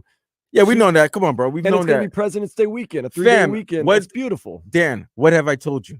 What the NFL is doing? I've been saying this for years now. I thought this was going to be the war of wars. The NFL said, nah, there ain't going to be no more war. The NFL doesn't care about any other sport. No. They're Thanos. They're trying to take over every day of every week, of any week, and show sports. 18-game seasons. We're going to have 5 to 6 days of professional football. Maybe. I think so. Well, I think this is obvious. I mean, Roger Goodell. I really think so. I think that what's going to happen is Roger Goodell didn't hide it right there. No, we knew they've been done. Listen, we knew the 18-game schedule was going to come for a long time. 2 preseason games. Right. 18-game schedule. President's Day weekend. Probably have a bunch of games on Sunday. President's Day weekend. Yeah. Labor Day weekend. He said President's Day. Why would he say President's Day? Maybe he meant Labor Day weekend. I think he meant Labor Day. So Because President's Day would be the Super Bowl. Okay, I don't celebrate any of those holidays because I work all the time. But nonetheless, you knock college football out a little bit, and then on Monday, the one thing they do is they actually give college football New Year's Day. No, but I'm talking about they knock them off on Labor Day weekend. They don't care. That's what I'm saying. They don't care. They don't give it. The fact that they don't care about Christmas Day, which is the NBA holiday, usually it used to be sacred, right? They don't care that they're willing to put a game on a Wednesday this year. The NFL don't care, bro. They're gonna get European teams soon. They're gonna figure it out. They're going to figure it out. I do not love these Europe games and Brazil games and all these other games. That I don't know. Germany games. I can't wait when a Philadelphia fan goes to Brazil and they think they're back in South Philly. Is it Green Bay and Philadelphia that are going to be playing in Brazil? I think so. Sao Paulo. Right? Interesting. I mean, they're really trying. Somebody's cheddar's gonna get. They're trying hard to make it an international sport. I don't know how successful they are or how successful they'll be. You know why? Because they're trying to get into the NBA's. Yeah. Oh, they want a global market. Right, because look at the stars right now in the NBA. Like, look how we're trying to we're so hard championing Edwards is because why? Luka, Joker, Jokic, Shea, all these guys are. Was Shea Gilgeous-Alexander from Canada? Yeah, Embiid. Even though Embiid is an American Cameroon. citizen, but he's from Cameroon. A lot of the best players in Giannis, a lot of the best players in the NBA are born outside of the United States. That is true. That is true. And there's basketball leagues and baseball leagues all across the world. They have the World Baseball Classic. They have all this. Football, strictly US of A. But now trying to get into London, Germany, Brazil. That's why Mexico. That's why they were, if you notice, during the draft when we kept on saying why they were going to Nigeria. They were going Germany. right. You know what I'm saying? Any former player like I believe the Philadelphia Eagle offensive tackles from Australia. He was in Australia and he made the pick from Australia. The NFL, we take what we want. Mm-hmm. And they want that global market. They want everything. They're trying to have a game on every day of the week. We're about to have NFL games every day of the week, bro. We'll see. Wouldn't doubt if they can make it happen. They will make it happen. If they find a way, if they have the will, they have the way. So 18 game 2 preseason game season sounds pretty darn nice, actually. I'm not gonna lie. Especially on Labor Day weekend, give you some more football to watch. The owners are still getting the money maybe from the more. home games. Yeah, maybe more. Well, they get two preseason games, right? Was two. So you get a home and away. You get a home and away. Vlad's about to vomit. No. Are the Knicks playing that poorly? Oh no. I have a cough. Oh gee! Oh yeah! It's 29-29, people. No, it's 29-27, but he just served the facial. That was a great celebration. I've never heard someone celebrate that hard for a 29-27 score. But did you see the dunk? He just dunked on the whole team. Nice dunk. Nice play. What are we doing here? All right, we're gonna take a break. No, what was I saying? Oh yeah, 2 extra home games. There's 2 extra home games in the regular season and now. you throw in an extra game for the television market, so that's more money. Because now with the 18 games, that means there's going to be an extra bye week, so you can actually put a team play. You could have the Dolphins play on a Tuesday, and then their bye week, and then they come back on a Thursday in 2 weeks. And you know what the extra game does, Vlad? More chances to play internationally. Wow. Wonder when that's going to happen. Is it going to be 2 years? I'll give it 2 years. 2 years. We'll have 18 games, and we'll act like it's been there forever. Love it. All right, Vlad's going to yell at the TV. That was a little Nayer day. We're going to come back, get you caught up with everything happening in the sports world and more next here on 560 WQAM.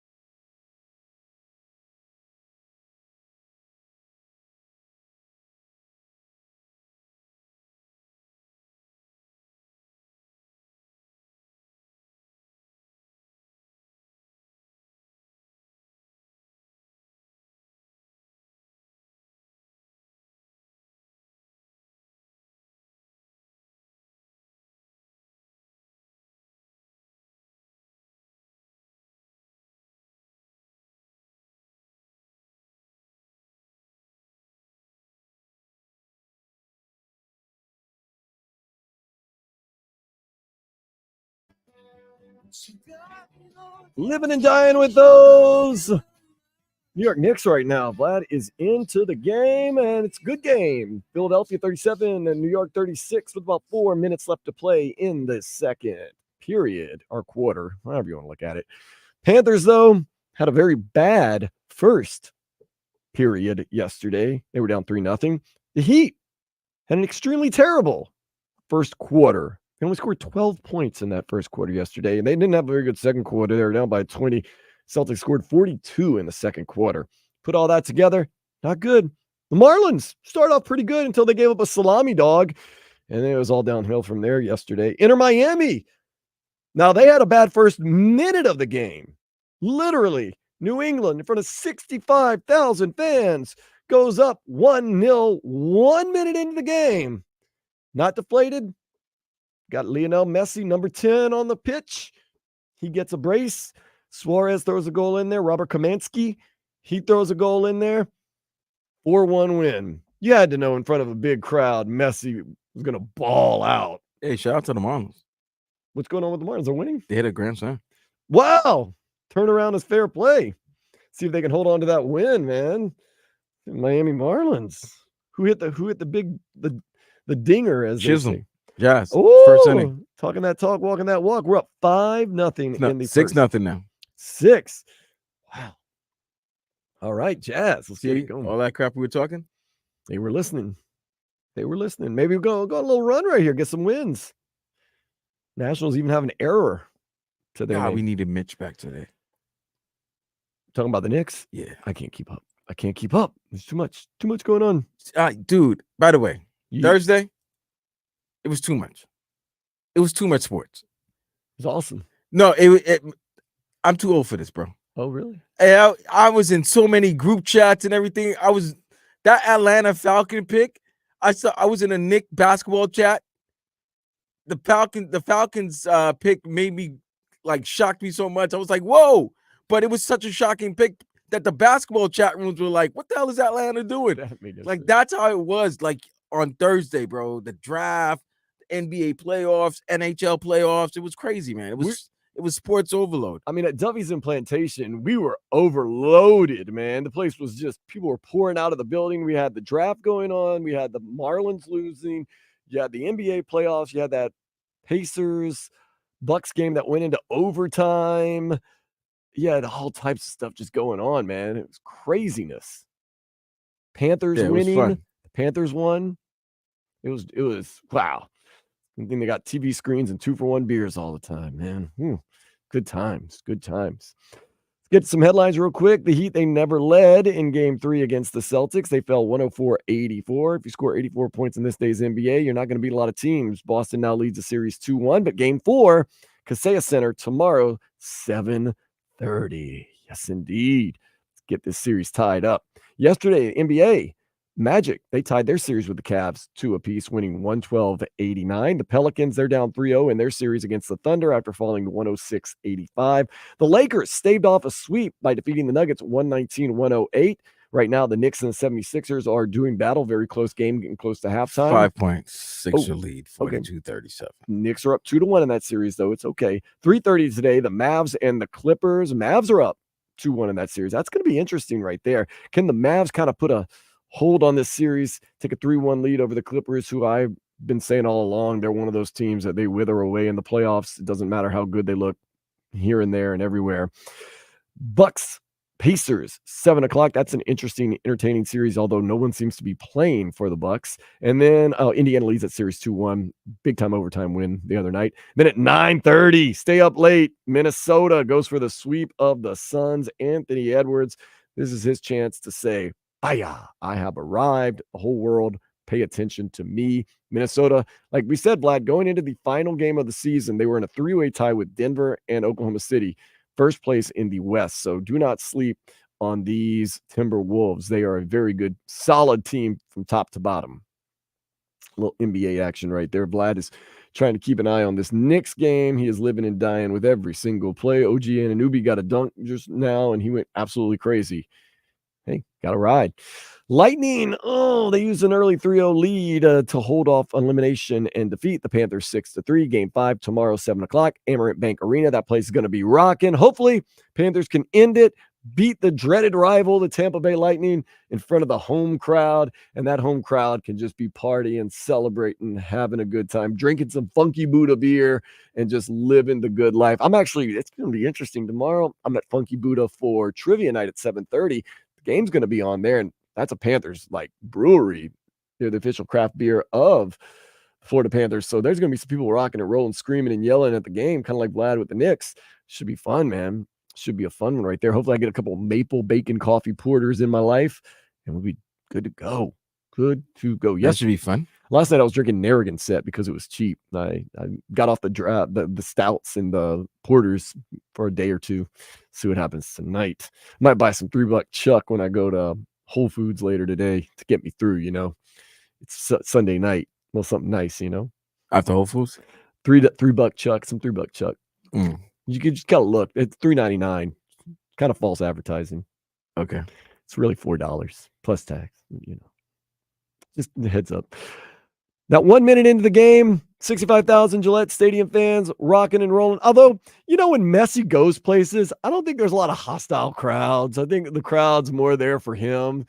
So it's not like he's going into the belly of the beast. Nonetheless, Inter Miami not deterred by that first minute goal. Messi got a brace. Luis Suarez got a goal. Robert Kromanski got a goal. Messi got an assist. Inter Miami wins 4-1. They stay atop MLS, and life is good. Next up, New York Red Bulls come to town Saturday, 7:30, Chase Stadium. And of course, you can hear it on our Odyssey Sisterhood of Stations and Brotherhood of Stations, maybe here on 560 WQAM. Phil Shane, Thomas Rungan, our dudes, going to be making it happen. Marlins are up now. Is it 6-0 into first? Jazz Chisholm hit a salami dog. He had ducks on the pond, and he sent it out of the park. So now we're feeling okay about the Marlins right now. It's early. We're feeling okay. Avisail Garcia, he has been placed on the IL. Team called up a couple of guys from AAA Jacksonville. Thursday, Vlad and I will be in Lone Depot Park on the first base side, living the good life and hopefully catching a Marlins win. I've gone through my records, Vlad. I don't think I've ever in person seen the Marlins win a game.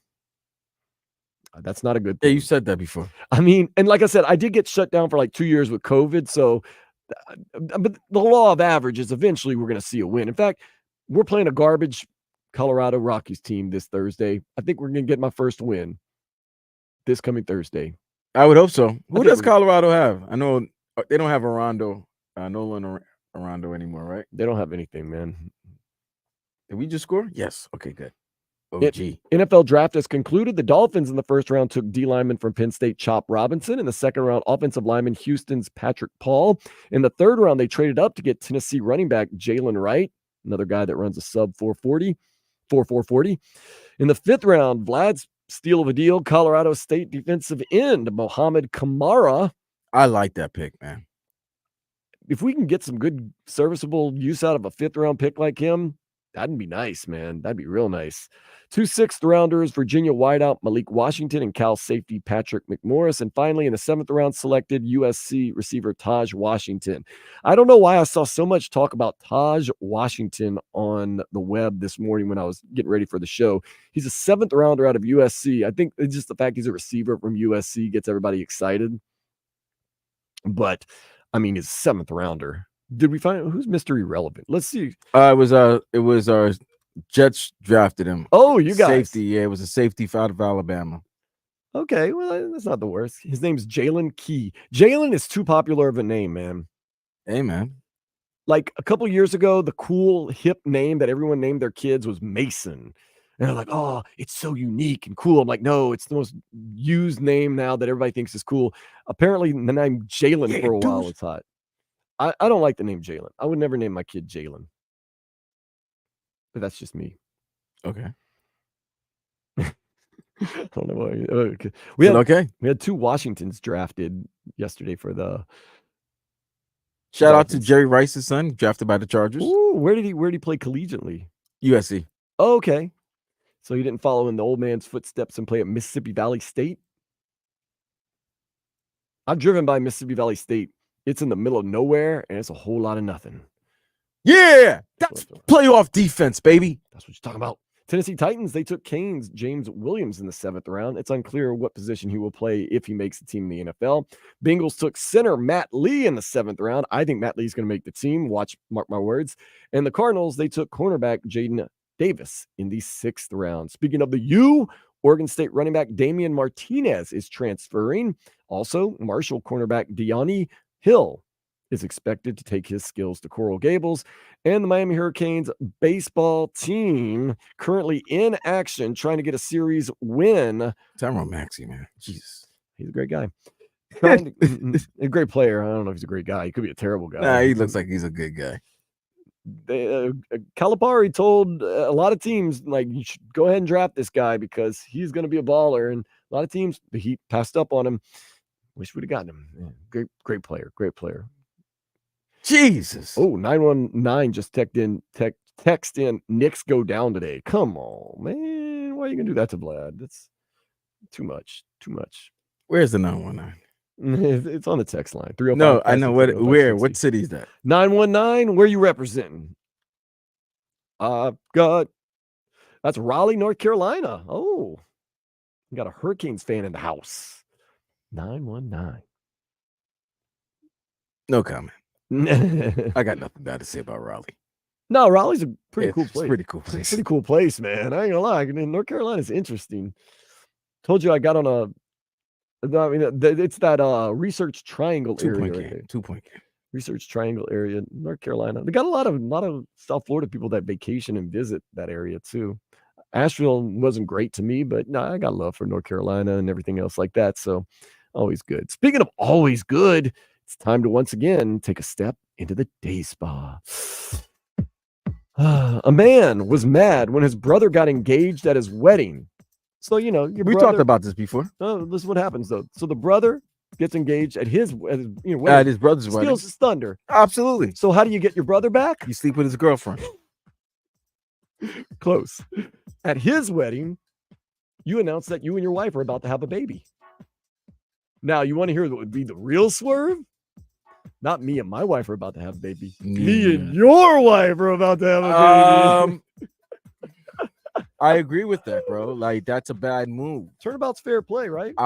That to me means that this is a privileged family. I'm going to tell you why. Uh-oh. Yeah, okay, go ahead. I think whoever has a great news, whoever the elder statesman of the family, the matriarch, like, will bless the grandchildren with any type of big news, like in an engagement, a unionship, a marriage, or another child, another member of the family being brought into the world. So yeah, that's a great move. I agree with that. If you're gonna take my thunder at my engagement,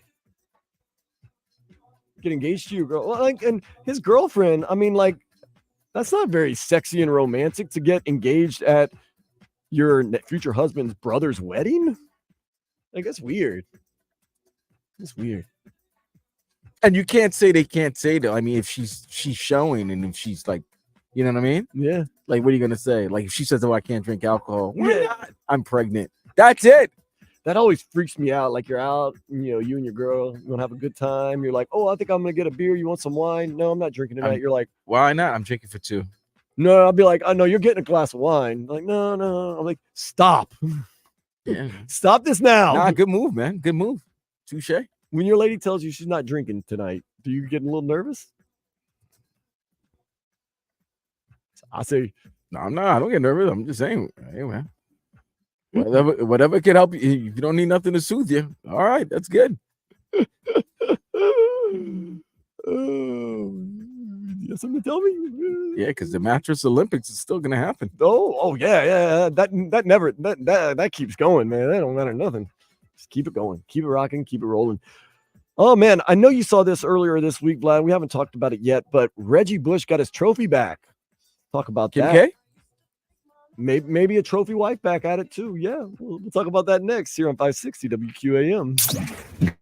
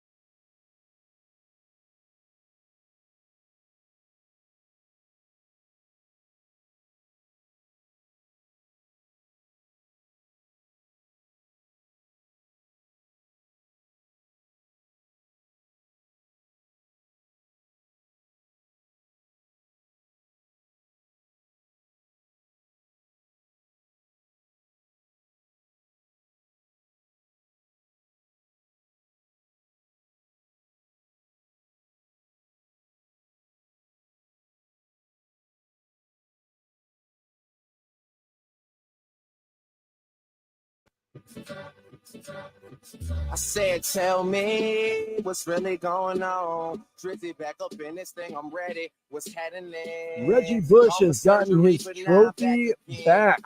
Remember Reggie Bush back in 2005? One of the greatest college football players we've ever seen. 2005, he wins the Heisman Trophy. Then a couple of years later, it's kind of found out that his family was taking money and, breaking some NCAA rules at the time.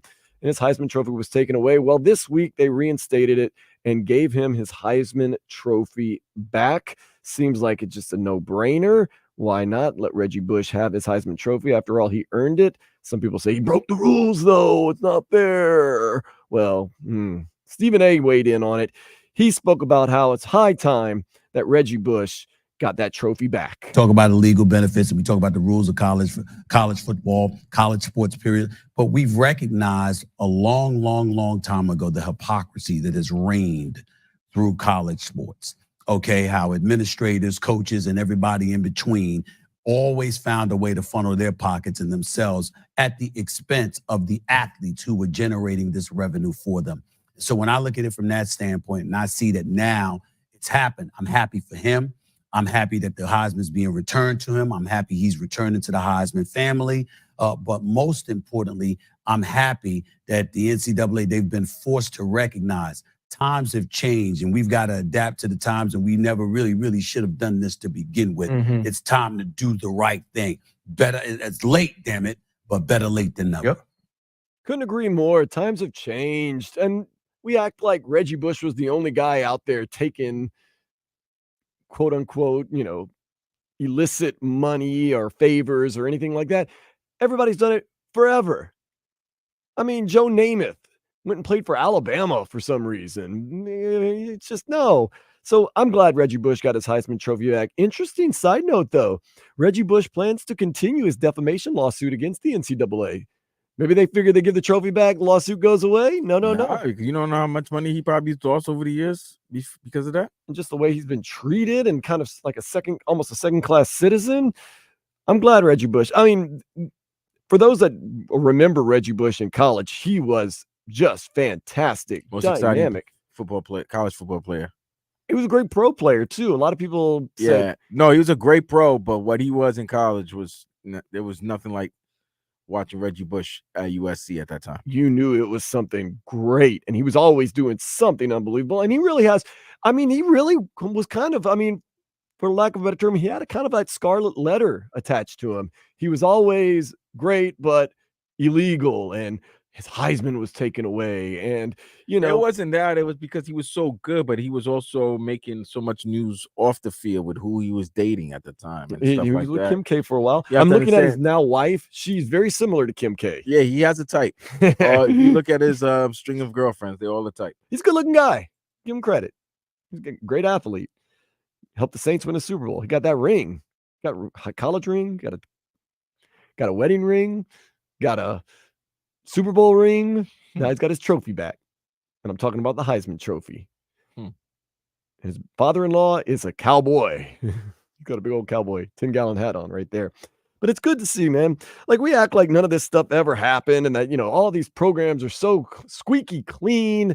And Vlad, I'll be honest with you. Why would you lie to me? I know. I shouldn't. I should never lie to you. I always love when somebody says that.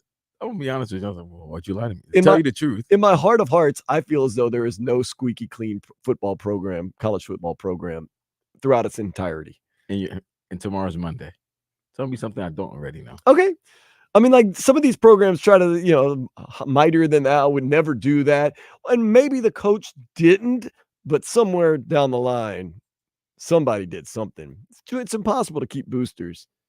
I'm even guessing that the Miami Hurricanes. They've been telling you that they're allowing there's illegal activities going on, and they know of it. It's just that there's certain illegal activities that just take a little bit more precedence than the others that they have to come down. There's sanctions that they have to abide by. I'm sure the Hurricanes at some point, Miami Hurricanes at some point, the football program had some illegal dealings. Pell grants, maybe not. It's just impossible to stop with boosters and everything. And a lot of times, not that I know a lot, but NCAA, they can't stop and police everything. But if they kind of catch you and say, don't do it anymore, and then you do it again, then you're in a lot of that's when you really get caught and get in trouble. Or if they're out to get you, because one time they were out to get LSU and Dale Brown, the basketball program, because Dale Brown said some not wise things about the NCAA. So they were chomping at the bit. Someone loaned Lester Earl a gas card, and Lester Earl paid it back, and LSU still got suspended in probation on basketball because they loaned the poor kid like $100 gas card that he used, and then in 2 weeks paid it back without, then the NCAA just threw the book at him. But then you get North Carolina, who skates free when their fake classes were basketball. Some schools get that treatment, man. They turn a blind eye to Nick Saban forever. Sometimes it's don't bite the hand that feeds you. Right. So when I'm giving you I'm not looking at what you're doing. Every time something bad is going on or something controversial is going on with you, I'm like, throwing my back to it. Then all of a sudden, you're criticizing or you're taking shots at me. No, I'm not going to let you slide no more. It seems like Reggie Bush was made kind of the sacrificial lamb, like we have to prove that we still have some authority. He's a flashy guy. Let's make him an example. He was made an example of. And you're right. I think he suffered a lot for it. And people say, well, they don't do illegal things. Okay, that's enough. He's all right. So, and you touched on this earlier. He had such a great college football career that when he went to the pros, everybody was expecting him to be a certain type of player, and he wasn't that. But he had such a great pro career. He won a Super Bowl with the Saints. Yes, integral part. He was a great runner. I mean, a great player for the Dolphins, great player for the Lions. He produced everywhere he went. He had a great NFL career. He had a very good NFL career. So if you think about it, if he's going to places or he's doing speeches or whatever, it'd be nice for you to mention 2005 Heisman Trophy Award winner and Super Bowl champion Reggie Bush, because there's not many people who've won the Heisman and the Super Bowl. Nope. Not many players like that. Nope. There's no player, no quarterback ever. Remember Joe Burrow? I couldn't believe the stat the other year. I'm sorry. When Joe Burrow made it to the national championship game, when Joe Burrow made it to the Super Bowl, they said if Joe Burrow wins a Super Bowl, he'll become the only player in history to win a national championship in college, a Heisman, and a Super Bowl. No player has ever done that. Wow. National championship, Heisman, and Super Bowl. Wait, no, Reggie. Quarterback. Oh, quarterback. Quarterback. Okay, I was about to say because Reggie did as a run. No quarterback's ever done. Yeah, Reggie's done it. Reggie won a national championship. Well, technically at the time he hadn't won the Heisman because they took it away. That's so BS. Like, you can't. Like, I hate when they. Are you gonna listen? I know we watch Men in Black, but that thing that gadget really doesn't exist. I hate that when they do that too. Like, North Carolina, they have to forfeit all their wins from the 2010 season. Like. No, nobody looks back and says, "Oh, they lost all their games that year." No, they put what the record was and says games forfeited due to violations. That's so it means nothing. Like my eyes did not see those games. Right. Those memories aren't gonna like. And like 1 year, I think Alabama had to forfeit all their games, and technically then LSU did win that game. Like, no, they didn't. I don't feel better as an LSU fan because 8 years later, they retroact that you won by violation. It's toothless. It's stupid. It's dumb. Reggie Bush, he did it, man. He was great.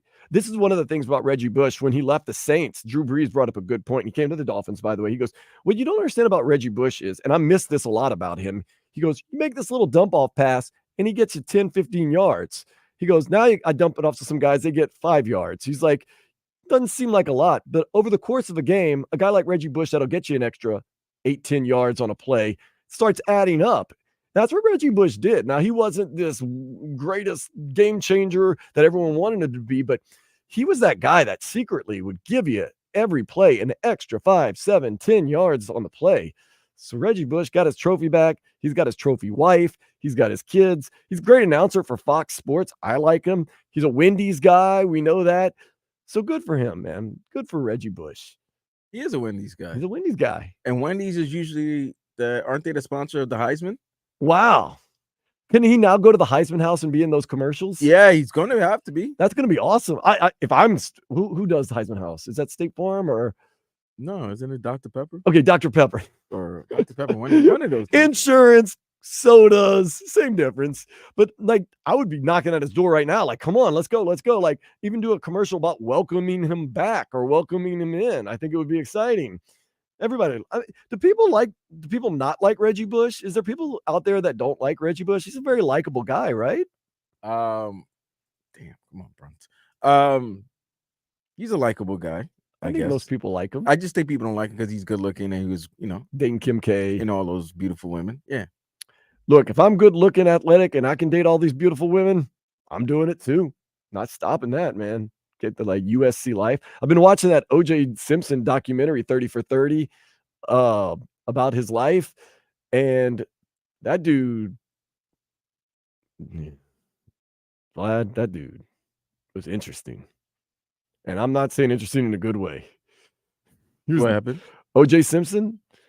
I'm watching the documentary, that 30 for 30, and he was interesting. And once again, I'm going to say not in a good way. Okay. Just leave it at that. Whoo! I had to I was just making USC running backs and stuff like Oh that. no, I mean one guy's in the he's in some house. He's in either in a burning house, and the other guy is in the he missed that. If I were the greatest high school player in America and I could go play for any school, my top schools would be Miami, of course, USC. Where else? Maybe Washington, because you get to be in Seattle. It's a beautiful campus up there. I don't know. Those would be three that pop out. What schools would pop out to you in your mind that you'd want to play at? Maybe I don't like LSU though. I mean, I love LSU, but I don't know if I want to play there. Well, other than like the schools here. Well, like I'm just saying, if you're the top high school player in all the country, you can play wherever you want. I'm playing warm place. I'm playing somewhere warm. Right. I'm not That's why I said Miami, USC. Miami. I like Washington. USC. Seattle's pretty dynamic and fun. No, Seattle gets cold though. Miami, USC, Texas, obviously Texas. You like Austin? Yeah, I'll play in Texas. Tallahassee. Ooh. It's 3-1, baby. 3-1. And it got FAMU next door too. The ratio is unbelievable. That's where Deion Sanders met his lady. FAMU. The ratio is unbelievable. And you got family. Yeah, I heard they got a lot of bad ones. You got TCC out there. So I heard FSU got some bad ones all over the place. FSU is a former all-girl college. Oh, really? Yeah, they got Bullwinkles. I've heard of that. No, I don't know anything about that, but okay. Don't know. Oh yeah, well, it would be definitely USC, Miami, Texas, Texas, Miami. Cal Berkeley too. I throw in some Cal. It gets cold there, I understand, but Cal Berkeley just for the education.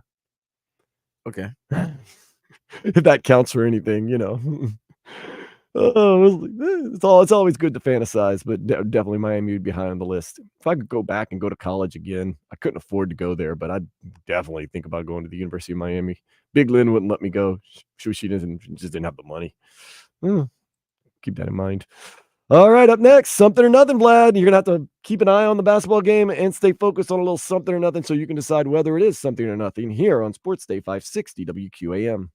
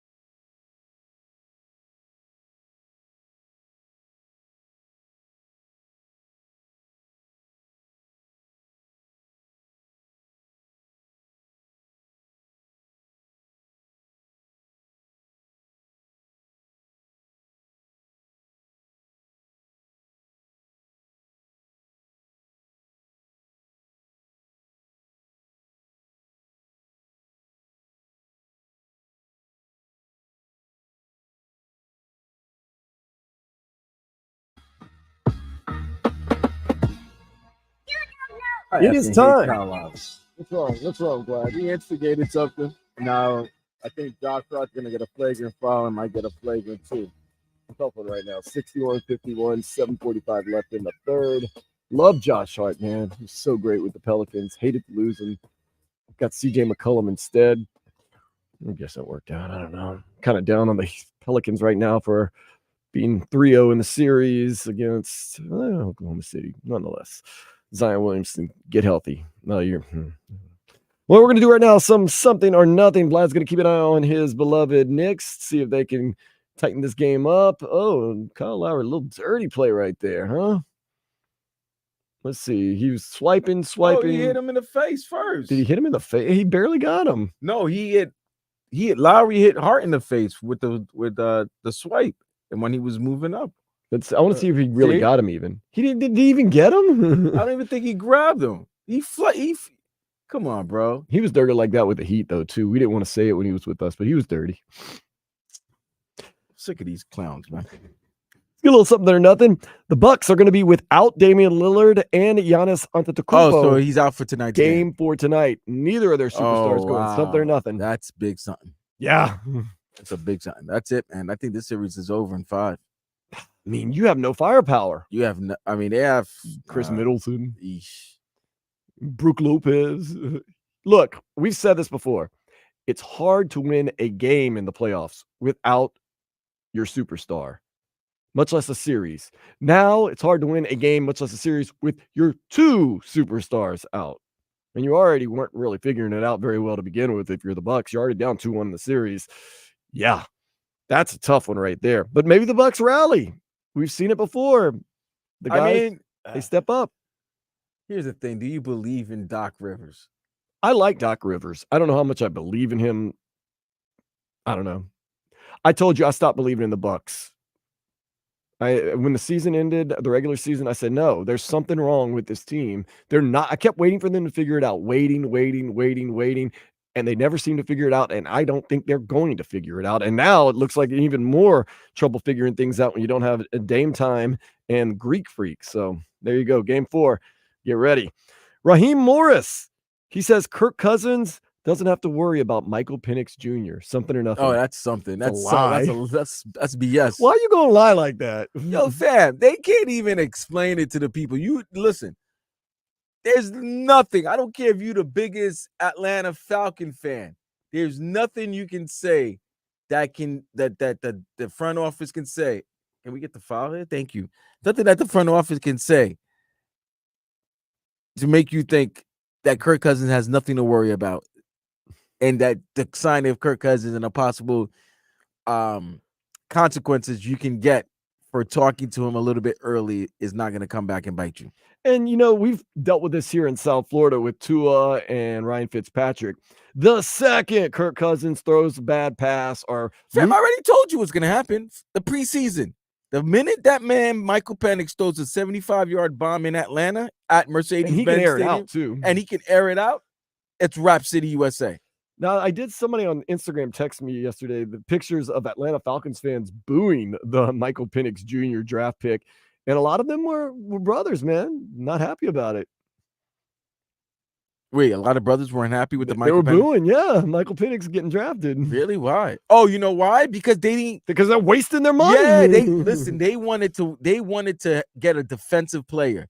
They haven't had a oh, come on. Some BS here. Kelly Oubre. I love Kelly Oubre. Dude, they haven't had a defensive end with a double-digit number of sacks since 2016, since Vic Beasley. Goodness. And they did all they needed to do during the offseason offensively. They added Darnell Mooney. They added Cousins, obviously. And then to go with Bijan, Pitts, and Drake London. I didn't understand why they made that move. Raheem Morris, what are you doing? Number one, you're lying, saying Kirk Cousins has nothing to worry about. Also, what does that say to Michael Penix Jr.? What am I doing here? And You're drafting me just to sit on the bench? Fam, like, isn't the first thing you're thinking if you're an Atlanta Falcon fan is like, why would we draft a quarterback when we just paid $100 million to a quarterback? And what is wrong? A long-term contract, and too. what is wrong with that quarterback? Yeah, it's a 4-year deal. It's not like it's a 1 year or 2 year deal. Yeah, 1 year deal. Okay, whatever. We're going to groom Michael Penix Jr. No worries. No. But he's 24. By the time you groom him, he'll be 28. He's going to be quote unquote in the prime of his career. We'll see.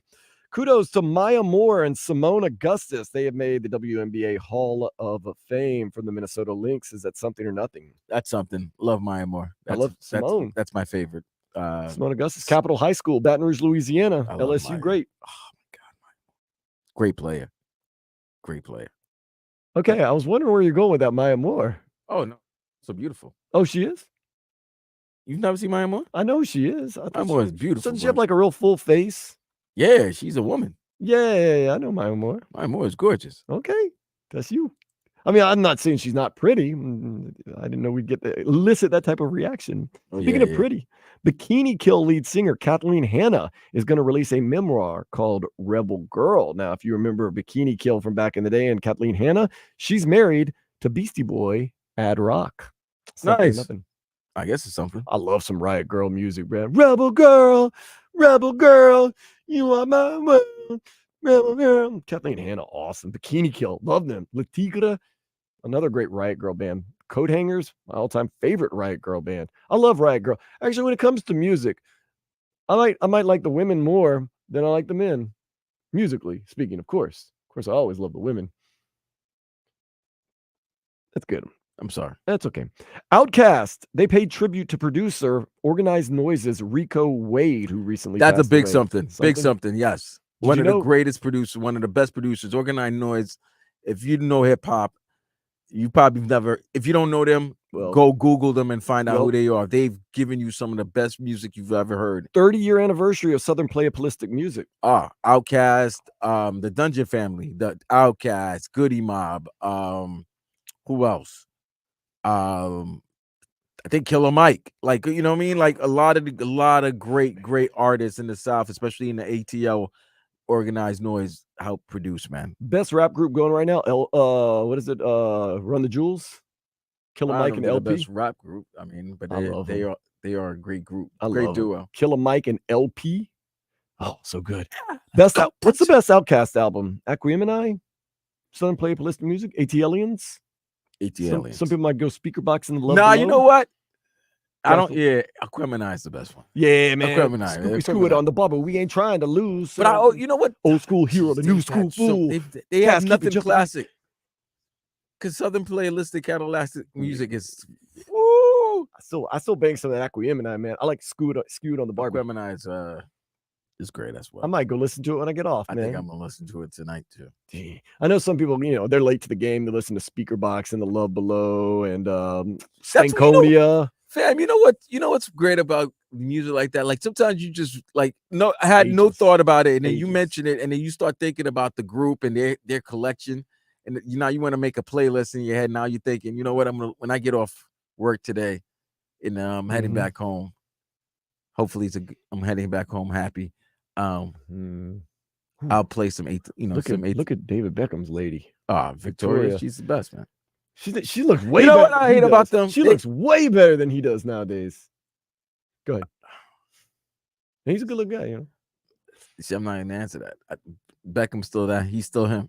Yeah. He's still him. Keep it going. Inter Miami, #1, baby. What was I gonna say? I got distracted by Victoria. But the Beckham. music, great music. Like you just brought that up now. Remember, my memory is historic, man. My memory's Andre thinking about 3000 great music, man. gets up at the Source Awards. All I gotta say is the South got something to say. That's all I gotta say. He just kept saying. He just kept repeating himself. All I gotta say is the South got something to say. Kids don't remember about what the Source was back in the days. And was that Snoop Dogg? You ain't got no love for the West Coast? Well then, we ain't got no love for you. You don't want your producer all up in the video dancing. Poor Puff. Ooh, I've skirted that one for as long as I'm gonna. I'm scared. Yeah, listen, man. I ain't getting into it, man. I'm not getting into it. Puff is Puff. That's it. A woman upgraded to first class on a flight, but she left her 6'6" brother in economy class. Something or nothing. That's nothing. First of all, he's 6'6". You're not giving him the first class. No, hell So no. why Plus, is that's it your so- brother. That's nothing. Your It's not even. family. It's not even the fact that all right, fine, they're siblings, but what? Sibling rivalry. Wait, does he not have the money to upgrade to Well, first she class? got upgraded because there was no seats left, and she could have given it to him, but she said, But "No." why would she give it to him though? No, it's your brother. Wait a minute. Why would she? No, that's her. That's her blessing. That's not his. Exactly. She's right. All right, nothing. Nah, yeah, that's a reach. Tell my brother Paul Day all day, sit your ass back and coach and enjoy it. Enjoy a Sprite. I don't know. Extra ice. First of all, there's no place he's going to sit in the Right. plane that's going to be comfortable. When for you're him. that tall, I mean, Not even aisle's going to be able to him because his big ass leg is going to be blocking the. you have to sit in the aisle. Yeah, he might have to get the emergency seat. That Yeah. emergency seat is clutch, man. He has to be the emergency guy. I love getting that emergency seat so much because I mean, if something goes down, I'm gonna react anyway. I've already made that decision, so might as well get the leg room out of it. And if something goes wrong, I'm right there. They're like, do you understand? Yeah, I got it. Yeah, I got it. Did you read over? Yeah, I read over it. Yeah, I'll figure it out. Hopefully I don't have to figure it out. You know what I mean? Taking a flight to San Juan in a couple of weeks, man, for the weekend. Ooh, nice. You're gonna be chilling with the Puerto Ricos, huh?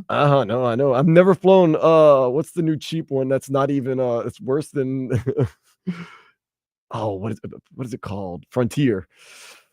Oh goodness, here we go. After 7 years, Japanese discover. Oh yeah, a Japanese zoo. After 7 years, a Japanese zoo discovers that a hippo they thought was a he is actually a she. Something or nothing. That's something, I guess. Well, that's confusion. Ooh, I know you're gonna like this one, Vlad. One psychiatrist suggests to all of their patients that they talk to ghosts. It's special and good for them. Something or nothing. that's something. I don't want my psychiatrist talking to ghosts. Imagine you're sitting on the couch, like, you know what you need to do? Go find some ghosts to talk to. No. I'm paying you how much again? Because the cheapest you get a psychiatrist, if you go online and they're like in Spain or something, is $90 an hour. Cheapest. Paying you $90, tell me to go talk to ghosts and that it's good for me? It's cathartic? Nah. Last but not least, Vlad, a filmmaker claims that Bigfoot drinks the blood of animals and leaves their carcasses out in the wild as a warning. Is that something or nothing? So Bigfoot eats carcasses, sucks blood and leaves the carcasses. Oh, he sucks the blood. So Bigfoot's Dracula all of a He sudden. just drains the hell out of animals and then leaves them out there. And he leaves it as a sign As a for warning. what? As a warning to other animals and people, just leave them alone or her alone. Bigfoot, man. Have you ever seen Bigfoot? You ever seen a Sasquatch? No. What would you do if you saw one? Would you video or would you just like... No, I'm going to let him be. What about Harry and the Hendersons? Would you adopt a Bigfoot? No. What if it leads to fun and hijinks? Do you own an animal? That's another good question, Vlad. I don't know. Huh? Do you own any animals? No. You seem like a cat person. No. I don't mean that as a knock because I'm a cat person. No. That bunny gate did not go good yesterday. Exactly. Oh, what happened? It was a load-bearing wall. Like, I mean, I can't drill in deep enough. So the bunnies escape? Nah, the bunny's just crapping all over the kitchen. So I'm like, you know what? Like, I'll figure something out. I had too much beer too, and I tried to do it sober, but I got stuck, and I went to go see Giuseppe and Nathan, and after that, it's wheels come off. Giuseppe's drinking rum out the bottle, and we're just doing that. But yeah, I'm usually a cat person. I love all animals. Don't get me wrong. I got 3 bunnies. I owned a cat when I was younger. Yeah. Then I had dogs. I love big dogs, pit bulls, Ooh. Rottweilers. Yeah, the scarier the dog, the better. Ooh. Yeah. So I love dogs, bro. Dogs are great. All animals, love them all. I'm not a big snakes guy. I'm scared. I'm not cool with snakes. I'm scared of them, but I respect their exist. What do you call it? I recognize their right to exist. Oh, I respect their boundaries. I love all animals. I have 3 bunnies. In the past, I've been more of a cat guy than a dog guy, but I do love some dogs, like an Australian Shepherd, just absolutely beautiful. Corgis are I want awesome. Mastiffs now. You want those big old... Yeah. You like the Mastiff with the weird back hair and stuff like that? I like the Cane Corsos too. I like those. I like cat, man. You give me a male Siamese cat. Oh, man. Best ever. They talk all the Dogs time. are great, man. Dogs are great too. Only problem is you got to get up and walk them all the time. You got to clean up It's all after right. It's 'em. cool. Sometimes you just want to, Cats are independent. they got man. that goofy look on their face, like, hey, man, walk me. I want to play. I want to have fun. They are very loyal. Nobody's loving. more loyal than the dog. bro. Loyal and loving. Like they never get tired of you coming home. Every day you Nobody's happier more than your it's dog like when you New get home. Year's and Christmas and birthday roll into one. They go crazy. You're like, okay. Like, You'd be happy if your girl or your wife is just happy to see you. I mean, if they were just even nice enough to say, hey, all right, it is. But yeah, so we love animals. Snakes, we respect them. Trying to think if there's any other animals. No, I love all animals, man. I wish I could have more of them. But then again, I'm not the most responsible person in the world, so I think I'm okay. Oh, and the Knicks they're cutting it a little close, 67-62. Knicks are down, 3:33 left to go in the third. So, Vlad, take a deep breath. We're going to come back for the final hour of the show here on 560 WQAM.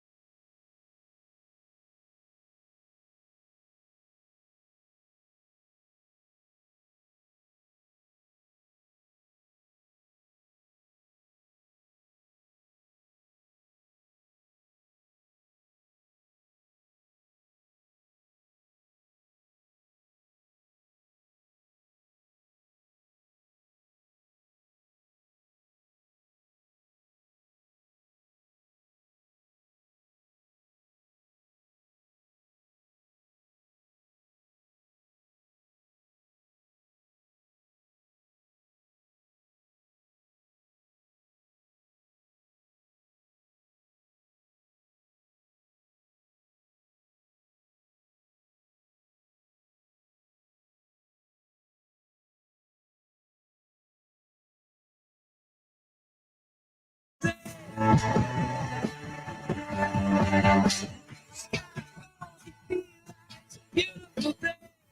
it up. It's Sports Day with Dan Day. I believe that we will win. I believe that we will win. I believe that we will win. 74-74. It's almost the end of the third. Knicks, 76ers. And down the stretch they come. And cussing will be coming from one of these studios very, very soon.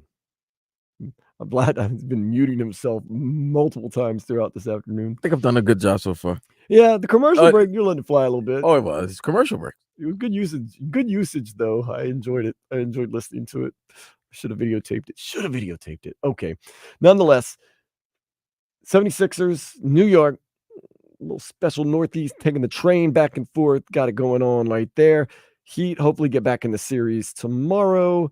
And of course, Inter Miami got the win. The Panthers, let's end the series tomorrow and get it going.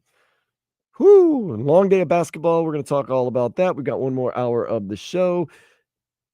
It's been an interesting ride so far. DiVincenzo has been pretty good. He missed that one, though. Josh Hart, best rebounding guard in the NBA, by the way. Yeah, he's taking the Dwayne Wade award as the best offensive best guard. And one. Jalen Brunson. Yeah, Josh Hart's the best rebounding guard in the league. By far, yeah. He's been doing it for years, too. And low-key, he might be the third best, grab the ball, grab the rebound, and push it down court. It's probably him, Bron, and Giannis. I know Stan Van Gundy's been saying that, but he's right. Like, he's either going to make the layup or get fouled. It's one of the two. Yeah, and that's one thing about Josh Hart that I noticed. There were some thin times in New Orleans. He comes to play every single night. Every game. Never takes a night off. You know, there were games where the whole team was taking a night off, and he was out there balling, just hooping. Give him credit, man. Josh Hart.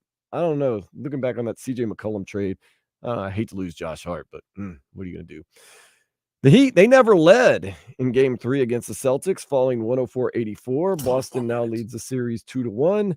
Game 4 in Miami tomorrow night, 7:30. Bam Adebayo keeping that rivalry going. He basically said after the game, it wasn't what they did. It was us. We didn't take our open shots. We didn't make our shots. We were careless with the ball.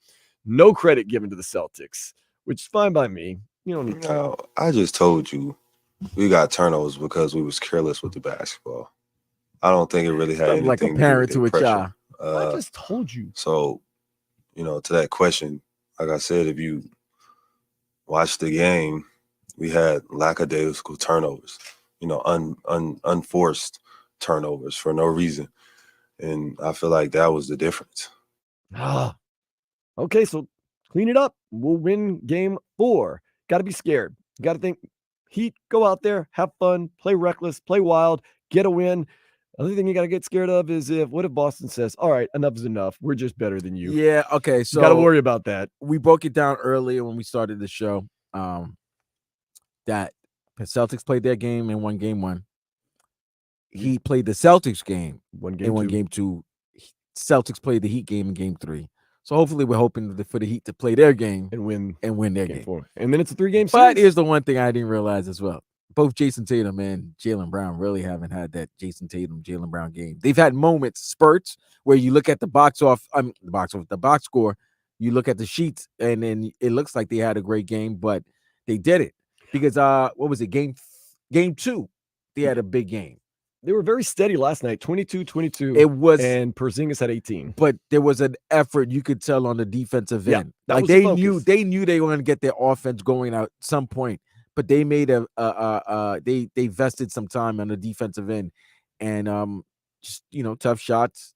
Miami took tough shots. They weren't making them. Getting deep in the shot clock and taking just tough. Instead of having easy baskets, they were taking tough baskets, and they didn't make them. That was it, man. So should be interesting. Yeah, you would think that's the blueprint now. It's going to be a Heat playing the Heat's game for Game 4 at home, try to get one at home, and then go back to Boston, and then best of 3. The only thing you have to worry about, like I said, is that what if Boston just says, you know what, we are the best team in the NBA, and we're tired of this, and we're going to go ahead and enforce our will. That would be a problem. That would be a problem. That's scary, but let's go for a Heat game tomorrow. night, 7:30 at the Kaseya Center. Other NBA Finals, the Magic tied their series with the Cavs at 2 with a 112-89 win. The Pelicans are down 3-0 in their series to the Thunder after falling 106-85. I just want the Pelicans to get one win in the playoffs. That would be a successful season. Lakers, they did get that one win. They staved off a sweep by defeating the Nuggets 119-108. Knicks and 76ers. Are the Knicks up by 1 going into the fourth? Yes, they are. Okay, Brunson hit the free throw, so they're up 2-1 in the series, hoping to take that 3-1 series lead. After that, 3:30, Mavs Clippers. Mavericks are up 2-1 in the series. 7 o'clock, the Bucks without Giannis and without Damian Lillard will be playing in Indiana against the Pacers, with the Pacers up 2-1 in that series. Then at 9:30, the Feast de Resistance. You got the Minnesota Timberwolves. You're excited for this. Like, and well, the Phoenix Suns. this is weird to me because, like, talking today, I'm finding out that you really hate the Phoenix Suns for no particular reason, but you just hate the Phoenix Suns.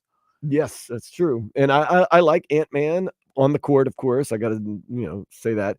I like that team. I think they're fun. I think they're interesting. I think they're explosive. But you're really, really... I really got nothing to do this afternoon, Vlad, after I go to Whole Foods and buy some $3 chuck. I mean, I really have nothing to do, so I'm just going to turn the games on and just watch, man, and just enjoy them all. So really, that's kind of what I'm doing. I might have to do some chores. Who knows? The Lightning used an early 3-0 lead to hold off elimination and defeat the Panthers 6-3. Game 5 tomorrow, Emirates Bank Arena. The puck drops at 7. That should be another exciting one right there. This is one for the Panthers. Do it for the home crowd. Reward your home crowd. It's going to be a packed place. Get a win. Get on to the next round of the playoffs. Most likely going to see the Boston Bruins. They're up 3-1 in their series against the Toronto Maple Leafs. Get the Boston Bruins again. Rematch of the first round last year. We all know how that went. Wasn't looking good for the home team until about 1 minute left in Game 7. And then everything just turned around for the Panthers. That was when everything just changed for the Panthers. 1 minute left, Game 7. Down by 1. What a moment. What a run. First minute goal in front of 65,000 fans at Gillette Stadium. That didn't stop Inter Miami. New England Revolution, they got that 1-0 lead. Nah, Messi scores a brace. Suarez adds a goal. Robert Kromanski gets a goal. We win 4-1. Inter Miami remain atop the MLS.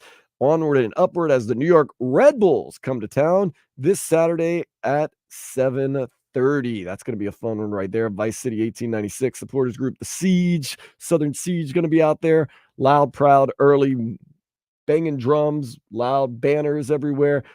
It's going to be crazy. Now, I did notice, and we'll talk about the Marlins. Next segment, we're going to talk about our Marlins field trip this coming Thursday. No pot. Well, you can't bring pots and pans, but no drums, no banners, no flags, no nothing. The one we went to earlier this year, Vlad. Hopefully there'll be something there Thursday that we can enjoy. The Marlins did lose 11-4 yesterday to the Nationals. They are playing right now. Miami Marlins Jazz Chisholm hit a salami dog in the first inning. That gave the Marlins an early lead. And now they're holding on 7-5. Whoa, wait, what? Damn, Nationals scored 5. Jeez. Nationals scored 5 in the fourth. I mean, Vlad, no lead is safe for the Marlins. You think you hit a grand slam in the first inning, just kind of get this game going. Nope, never mind. Marlins, Luis Ariz, he's starting to get his bat together. He went 2 for 3 yesterday. Today he's 1 for 3. Brian De La Hoz, he has been De La Cruz. That's my dude right there. Favorite player. He's 2 for 2 for today. He's actually been the best player on the team this year. He and Max Meyer, who's back in AAA. Josh Bell's been absolutely terrible. Jazz Chisholm hits a grand slam. He hasn't been great. Tim Anderson, And then you got Emmanuel Rivera, Dane Myers, Vidal Brujan, Nick Fortes, and Ryan Weathers. Just gave up those 5 earned runs, 3 base on balls, 3 strikes. Still ride or die with the Marlins. See you there Thursday, first base line. Makuzan and I, Vladimir Luason, will be living it up. Love myself a little daytime beer and baseball. Very nice time. You think we can run the field afterwards? I got a guy. If we're allowed to, we will videotape it. We'll put it up on Instagram and everything else. Run the base. You want to run the bases? Play a little why not? Play a little pepper. Little pepper. For all the time, I never knew what Pepper Games was. Every time I saw that sign in the back of yeah, it's like, what the hell's a Pepper Game? Don't play Pepper. No Pepper. What the hell's a Pepper Game? No pepper. Dolphins filled some needs with the draft. Defensive lineman Penn State Chop Robinson. Somebody nicknamed him Flop Robinson. I like the positivity. In the second round, offensive lineman Houston's Patrick Paul. Third round, they traded up to get Tennessee running back and speedster Jalen Wright. In the fifth round, Vlad's guy said, watch out, Colorado State defensive end Mohamed Kamara. 2 6th-rounders, Virginia wideout Malik Washington and Cal safety Patrick McMorris. And finally, in the 7th round, Miami selects USC receiver Taj Washington. Should be interesting. Always love the draft picks. Always love going to that. What will soon be one of 2 preseason games and watching the guys work out.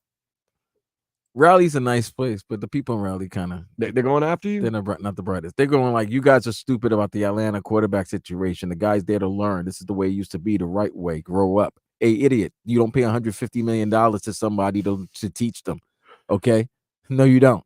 You don't pay them $150 million to teach them like that. Also, I like it the way it used to be. Well, it's not the way it is anymore. Yeah. You have to adapt and grow with the times. I hate to be like that. Yeah, gas was probably 5 cents in your time there, boy. Come on now. Relax. You're not paying a guy who's 24 years old. You're getting those quarterbacks young. And what the way it is, you draft the quarterback, you win now before you have to give him the big contract. They got the players now. That's how you win. Look what happened to the Seattle Seahawks. Russell Wilson on that rookie contract, Legion of Boom. And here's what if they didn't have to pay $150 million, if you're gonna have the 8th pick, guess what? You could have drafted your franchise quarterback right there. Yeah.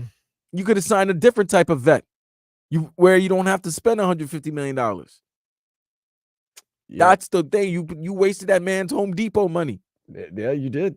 I mean, it's like and also you could have used that pick to get a weapon for your new quarterback or a defense. Offensive lineman, something.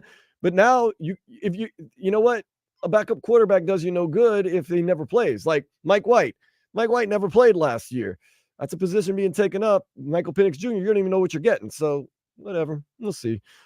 Caleb Williams, I want to ask you about this. People have been asking me a lot of Jaden Daniels questions because of the LSU tie and everything like that. I think Jaden Daniels is going to be a good quarterback in the league. I think Caleb Williams is going to be great. I really do. I believe in Caleb. I don't like that he's in Chicago because it's a graveyard for quarterbacks, but I don't know. Caleb Williams, to me, I think he's got it. He's got weapons. And they did a good job. They went and got Rome Aduze, yeah. They got DJ Moore from last year, and they traded for Keenan Allen. Yeah. But I do think Caleb Williams is special, and he is good. And like I said, I like Jaden Daniels. I think he's going to be a good quarterback.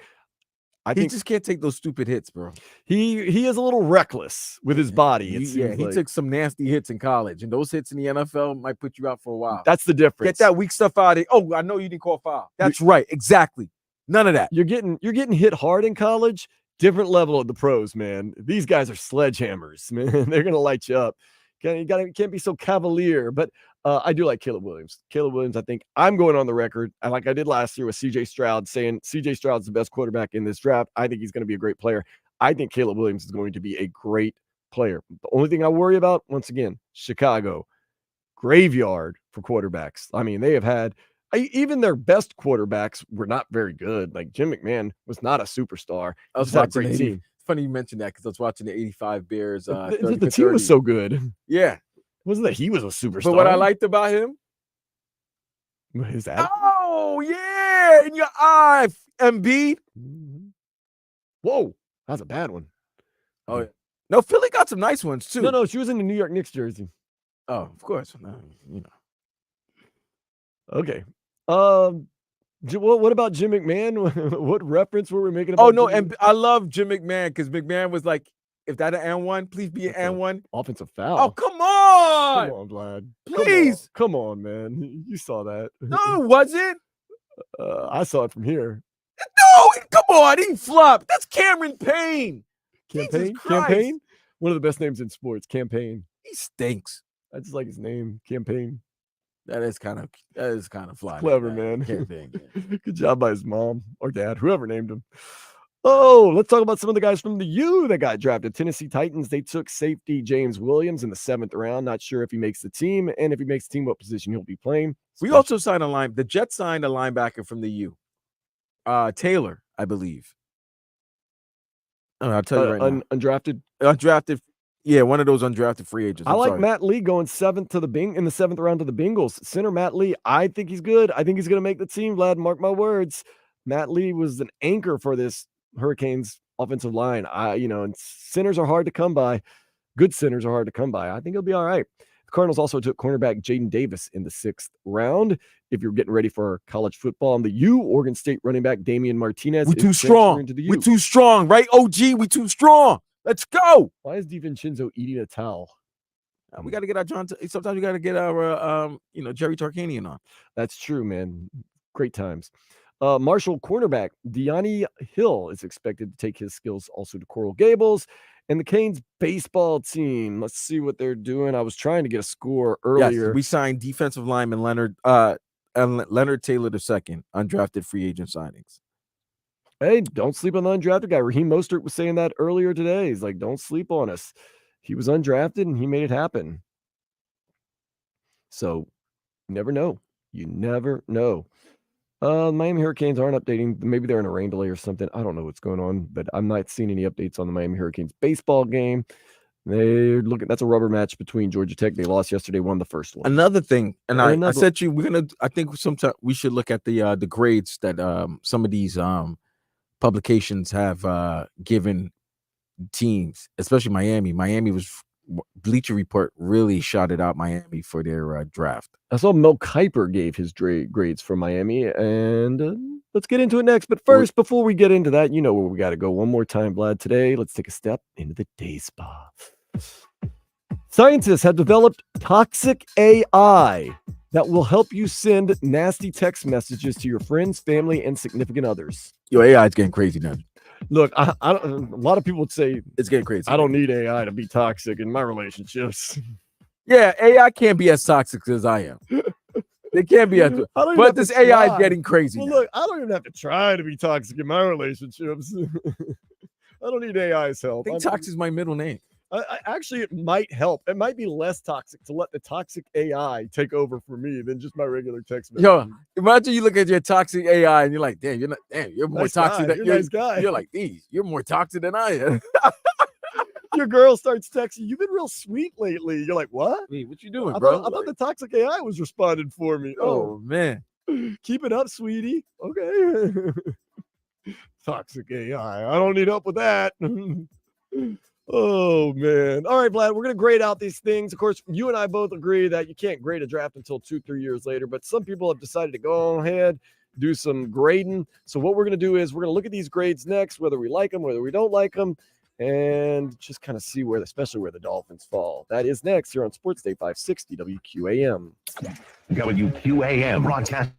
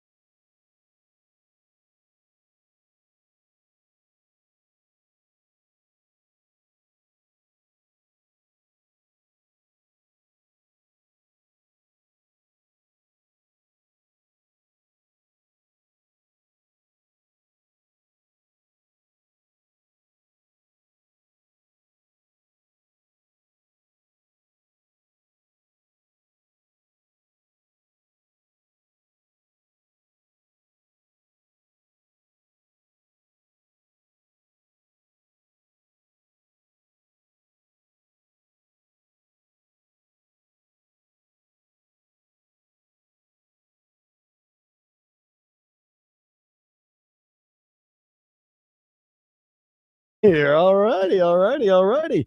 So, Knicks, of course, playing right now. Trying to not bother Vlad too much. 88-85, 6 minutes left to play. Let's go. The draft, though. Oh, man. The grades are coming in. How did the Dolphins do, at least grade-wise? Well, Vlad sent me over the Bleacher Report, and I've been reading over it. Vlad, Bleacher Report, not too kind to the Dolphins. They were given a C+. C+ for their draft picks. They said the Dolphins really needed somebody, offensive lineman, for Connor, after losing Connor Williams to an ACL, Robert Hunt to free agency. Instead, they went and got Penn State edge rusher Chop Robinson with the 21st pick. They also say that's sensible. It's okay. Robinson is a top-tier athlete, which combines with how well he sets up his pass rush moves, gives him a ton of potential as an edge rusher in the NFL. They did address some of the offensive line with the Patrick Paul pick. They say he's a developmental tackle. He won't address Miami's needs in the interior. However, 6'8", 331 pounds, physical, develop, solid starter, could give Miami insurance because we all know Teron Armstead's days not only are numbered because of his injuries, but this could most likely be Teron Armstead's last year in the league. So he might be kind of a guy that for a year learns under Teron Armstead, gets his things going. Day 3, they traded up for Jalen Wright. They kind of asked the same questions, Bleacher Report, that you and I did yesterday, Vlad, saying, he sets up good. He's a speedster. Raheem Mostert, Devon Achane. But, do we really need another running back that bad? We'll see. Well, you can't say that because everybody was saying that the Dolphins should have gone after lay it up. Yes. 42 for Jalen. They should have gone after Derrick Henry during the free agency. Right. So, I'm okay. And they did trade up for him. What gives me hope with Jalen Wright is they did trade up for him. So they obviously saw something that they wanted, something they liked, and they went out and got it. So I'm going to trust Chris Greer, Mike McDaniel, the whole team on that.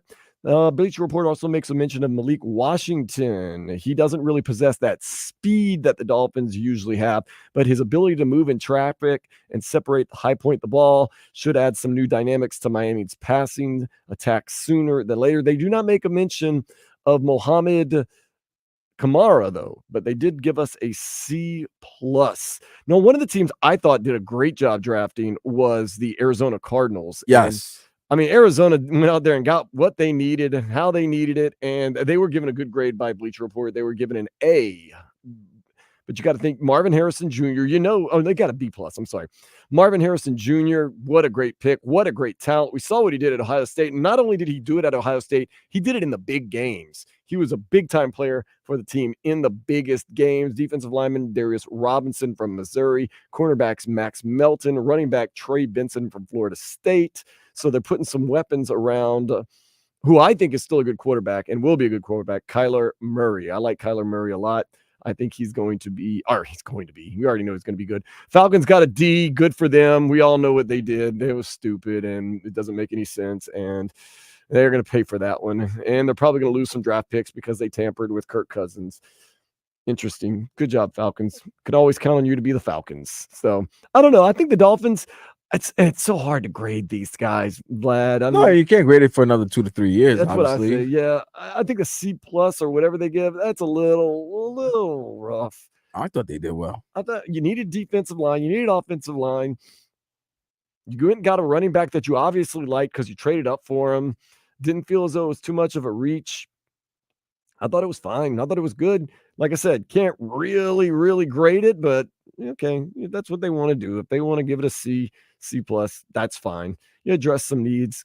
And that's the main thing. I think you saw the Dolphins trying to get a little bit tougher in this draft. Maybe a little, change the personnel and the attitude. Another team that didn't do too good, the Denver Broncos. Apparently, Sean Payton sees something in Bo Nix. They took him 12th overall. Okay. They got his wide receiver out of Oregon too, Troy Franklin. Okay. You can't say they're not trying to help the boy. Yeah, they're helping him out, man. And, Sean Payton knows a thing or two about quarterbacks. So give him a little bit of credit right there. The Houston Texans, they did okay, I'm trying to see where the Saints fell. I want to see what the Spencer Rattler pick is all about, man. But yeah, and I'm excited about what you said earlier, Vlad, about Mohamed Kamara. If he's as good as you're thinking he's going to be, then that's exciting that in the 5th round you can get somebody like that. That's pretty nice, pretty sweet. Pretty good. I like it. Spencer Rattler in the 5th round. The Saints had 3 5th-round picks. No wonder they took Spencer Rattler. Savvy selection. They called it a savvy selection. Yeah, because I mean, the kid is talented. So if he works out and is under the right tutelage, then yeah, you get you may possibly have a starting quarterback in the NFL and from the 1st round. They said he has the tools to be an above average starting quarterback in the NFL, and to get him in round 5 is a tremendous value. Yeah, I was upset at first, and like I said, Vlad, after everything kind of settled and I cooled, I realized it was one of our 3 5th-round picks. So why not go out there, throw it out there, see what happens, and Derek Carr hasn't exactly sold anybody in Saints Nation that he's the next best thing. So we'll see what happens. You have to feel good about 2000. It's all about, man, if you can have a really good draft, you can change the fortunes of your franchise dramatically. Don't believe me? Ask the Houston Texans. If one good draft can change a lot of things, because that's why I think Arizona, like you mentioned, could have one of those Houston Texans kind of draft. Now you help Kyler out, like you said. You give him Marvin Harrison Jr., but you've also filled out some needs. And listen, wait, how many free throws this guy shooting? Just let him shoot.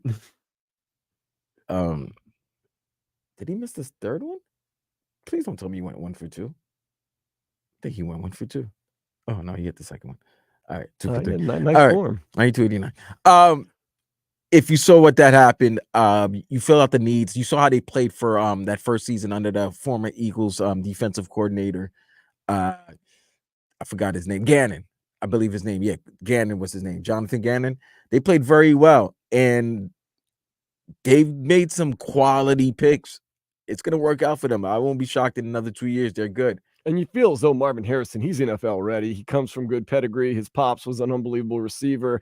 He's under his tutelage. He's been his whole life pretty much groomed like this. He did it at Ohio State. I loved it that he did it in big games. Sometimes Ohio State had no offense other than just get it to Marvin Harrison Jr.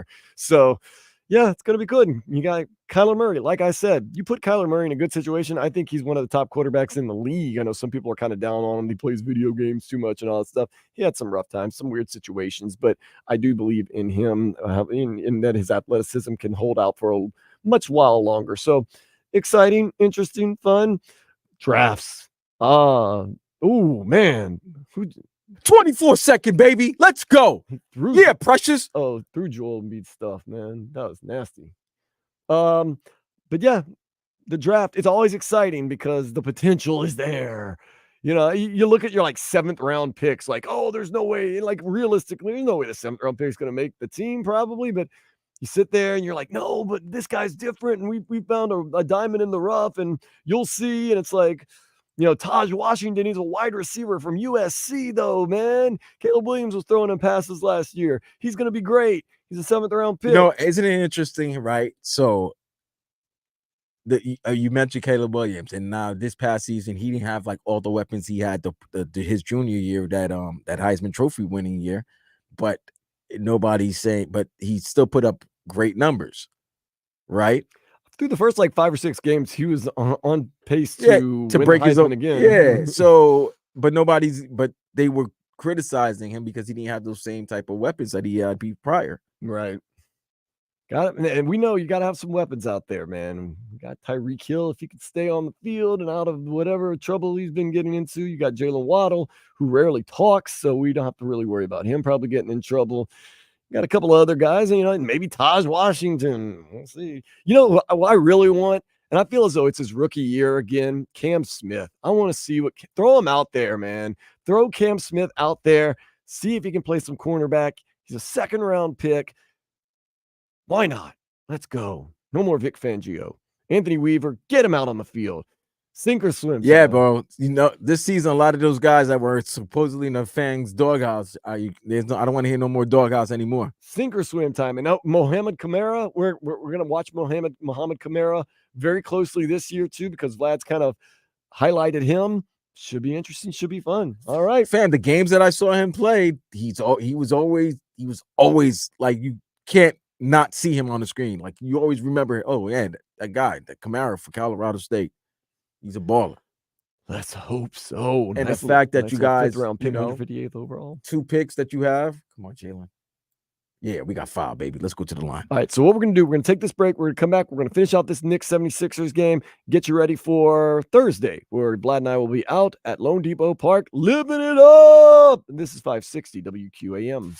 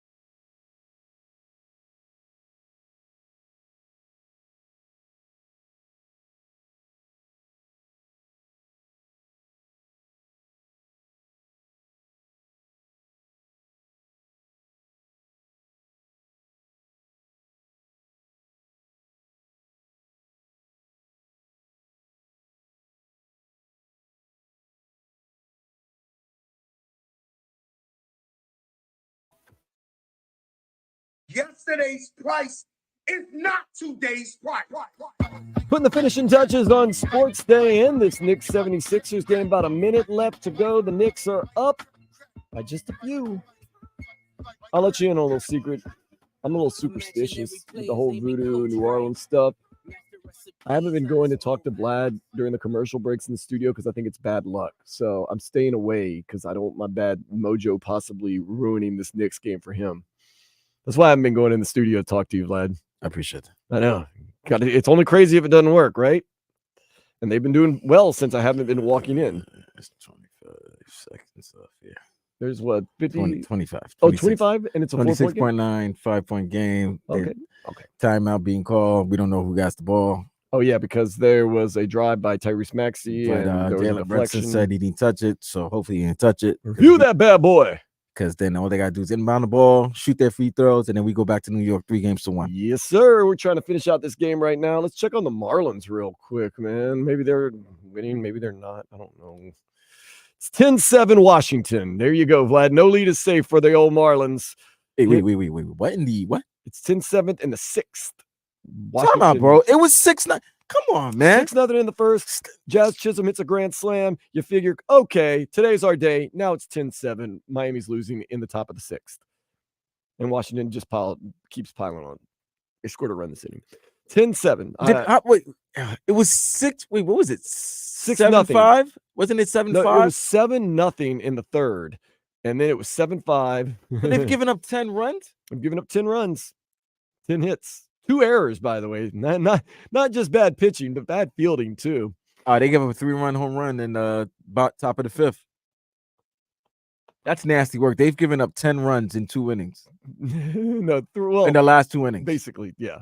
I mean, Vargas stole home. They've even given up a stolen base. Come on, man. We'll be there Thursday at noon. Oh, man. So we're trying to pull through this Knicks game. I mean, the Marlins, we'll pull through it. We'll get ready Thursday. I think I'm going to go. I got to go to Whole Foods after this and pick up some groceries, some $3 chuck. Always love having to go to Whole Foods after a day at work and pick up groceries. But after that, man, it's just basketball. I'm going to watch all the games today, man. I'm excited about this Minnesota game at 9:30. Drink some beer. Got to get some beer for Thursday. I'll be in the parking lot to meet up with you, Vlad, around 10:30 or so. Going to go stop by Jensen's Liquor Store, go say hi to Manny Don Julio, get some Prestige, maybe a Mango Rita, maybe something else, so we can kind of pregame a little bit for this Miami Marlins, Colorado Rockies game, which is going to prove to be 2 of the worst teams in the National League. It's going to be exciting. Never say we're not fans. Yeah, if we show up drunk or not drunk at noon on a Thursday to a Marlins Rockies game in the state that the Marlins are in right now, we're hardcore, man. That's as hardcore as it gets. I mean, it only more hardcore is if you're a full season ticket holder. That's man. Whew. But yeah, so very exciting times. I cannot wait. I actually am very much looking forward to this Marlins game. But tonight, we got all types of basketball games. It's just going to be game after game after game. We're going to see if the Knicks can hold on to beat the 76ers. 27 seconds left, 95-90. Philadelphia has the ball. Following that, you are going to get the Dallas Mavericks and the Clippers. That's at 3:30, pretty much just following this game. It's always exciting, always worth the price of admission or just the price of watching for Luka Doncic and all the greatness that he always does.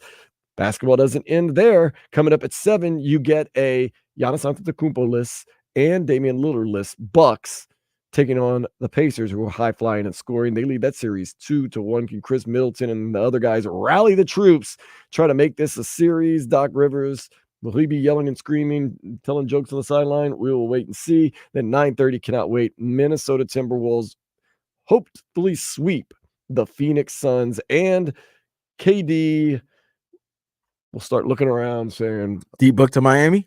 Oh, goodness. Hey, you know who's another thing tomorrow is a big game for? The NBA TV series. Oh, yes, it's tied 2-2. If Cleveland loses to Orlando, Donovan Mitchell's stint in Cleveland's got to be done, right? I think no matter what, Donovan Mitchell's stint in Cleveland is done as soon as he can get out of there. Like, he's like a, what do you call, Kawhi Leonard type, like, oh, won a championship?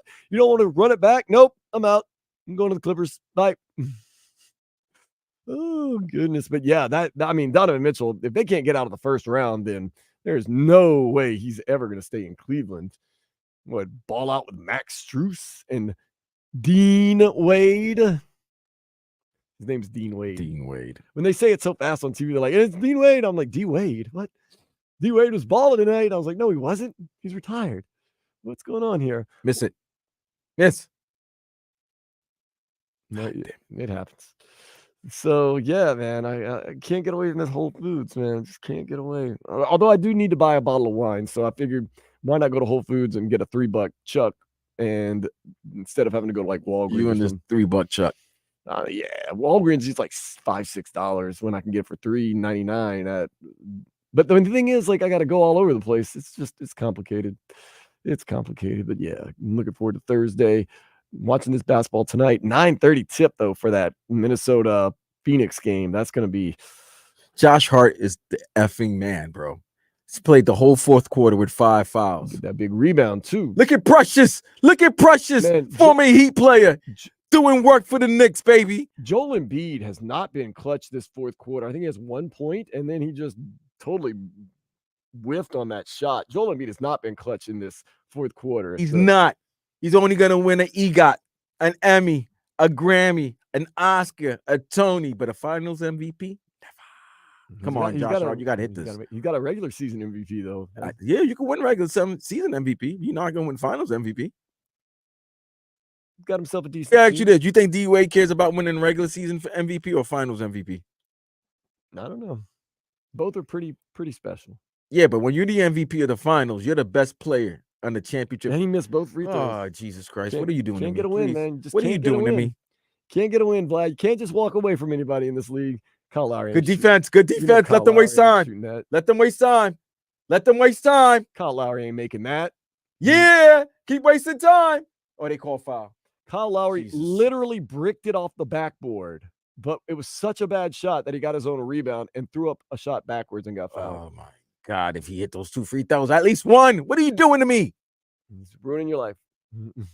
Pricked it off the backboard. So glad Kyle Lowry's gone, man. I'm pretty sure Heat Nation is glad Kyle Lowry's gone. That was Jimmy's guy, though. Come on, Fatty. Miss. Jimmy's guy. Come on, Fatty. Miss.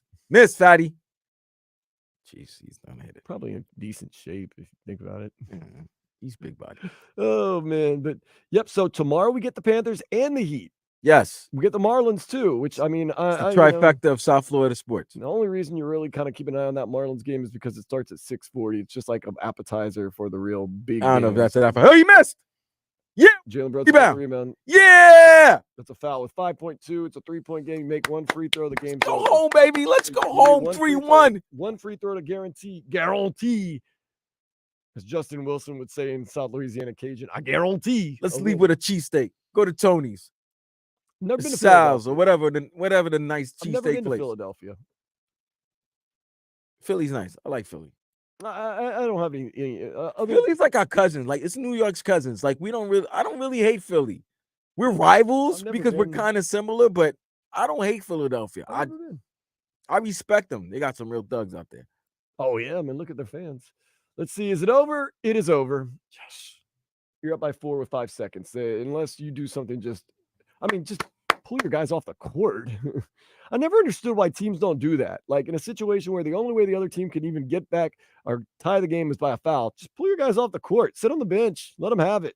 Come on, man. We won the first 2 games with Brunson playing bad. You thought you thought he was gonna have a whole series playing bad? No, he's back to being big body Brunson again. That's Vlad talking to himself. Brunson burner. 5-point lead, 5 seconds. Why a timeout? Go ahead. It's inevitable. Hey, Miami, take what the Knicks did today and bring that tomorrow and make that series go longer than it should be. I really thought they were kind of dead in the water. 47 points from Jalen Brunson, too. 10 assists, double-double. That's a big-time double-double. I really kind of thought they were dead in the water when they were down by 10, like before halftime. I was like, oh, they're going to. Not worried. They're going to. All right, I'm lying. I was worried. I was worried, man. I didn't want to say it, but then that's why I stopped bothering you because I figured maybe it was my bad mojo. And look, lo and behold, I was right. It's only crazy if it doesn't. Only crazy if it doesn't work, Vlad. But yeah, I'm gonna drink me some beers and watch these basketball games, and I might take a walk this evening on the beach. You know, man, I haven't taken a good walk on the beach lately. I've been taking walks, but that's for different reasons, you know. What I say, Richie, you know. Gotta go down to the old neighborhood store, you know. What I say, Richie, we got this today.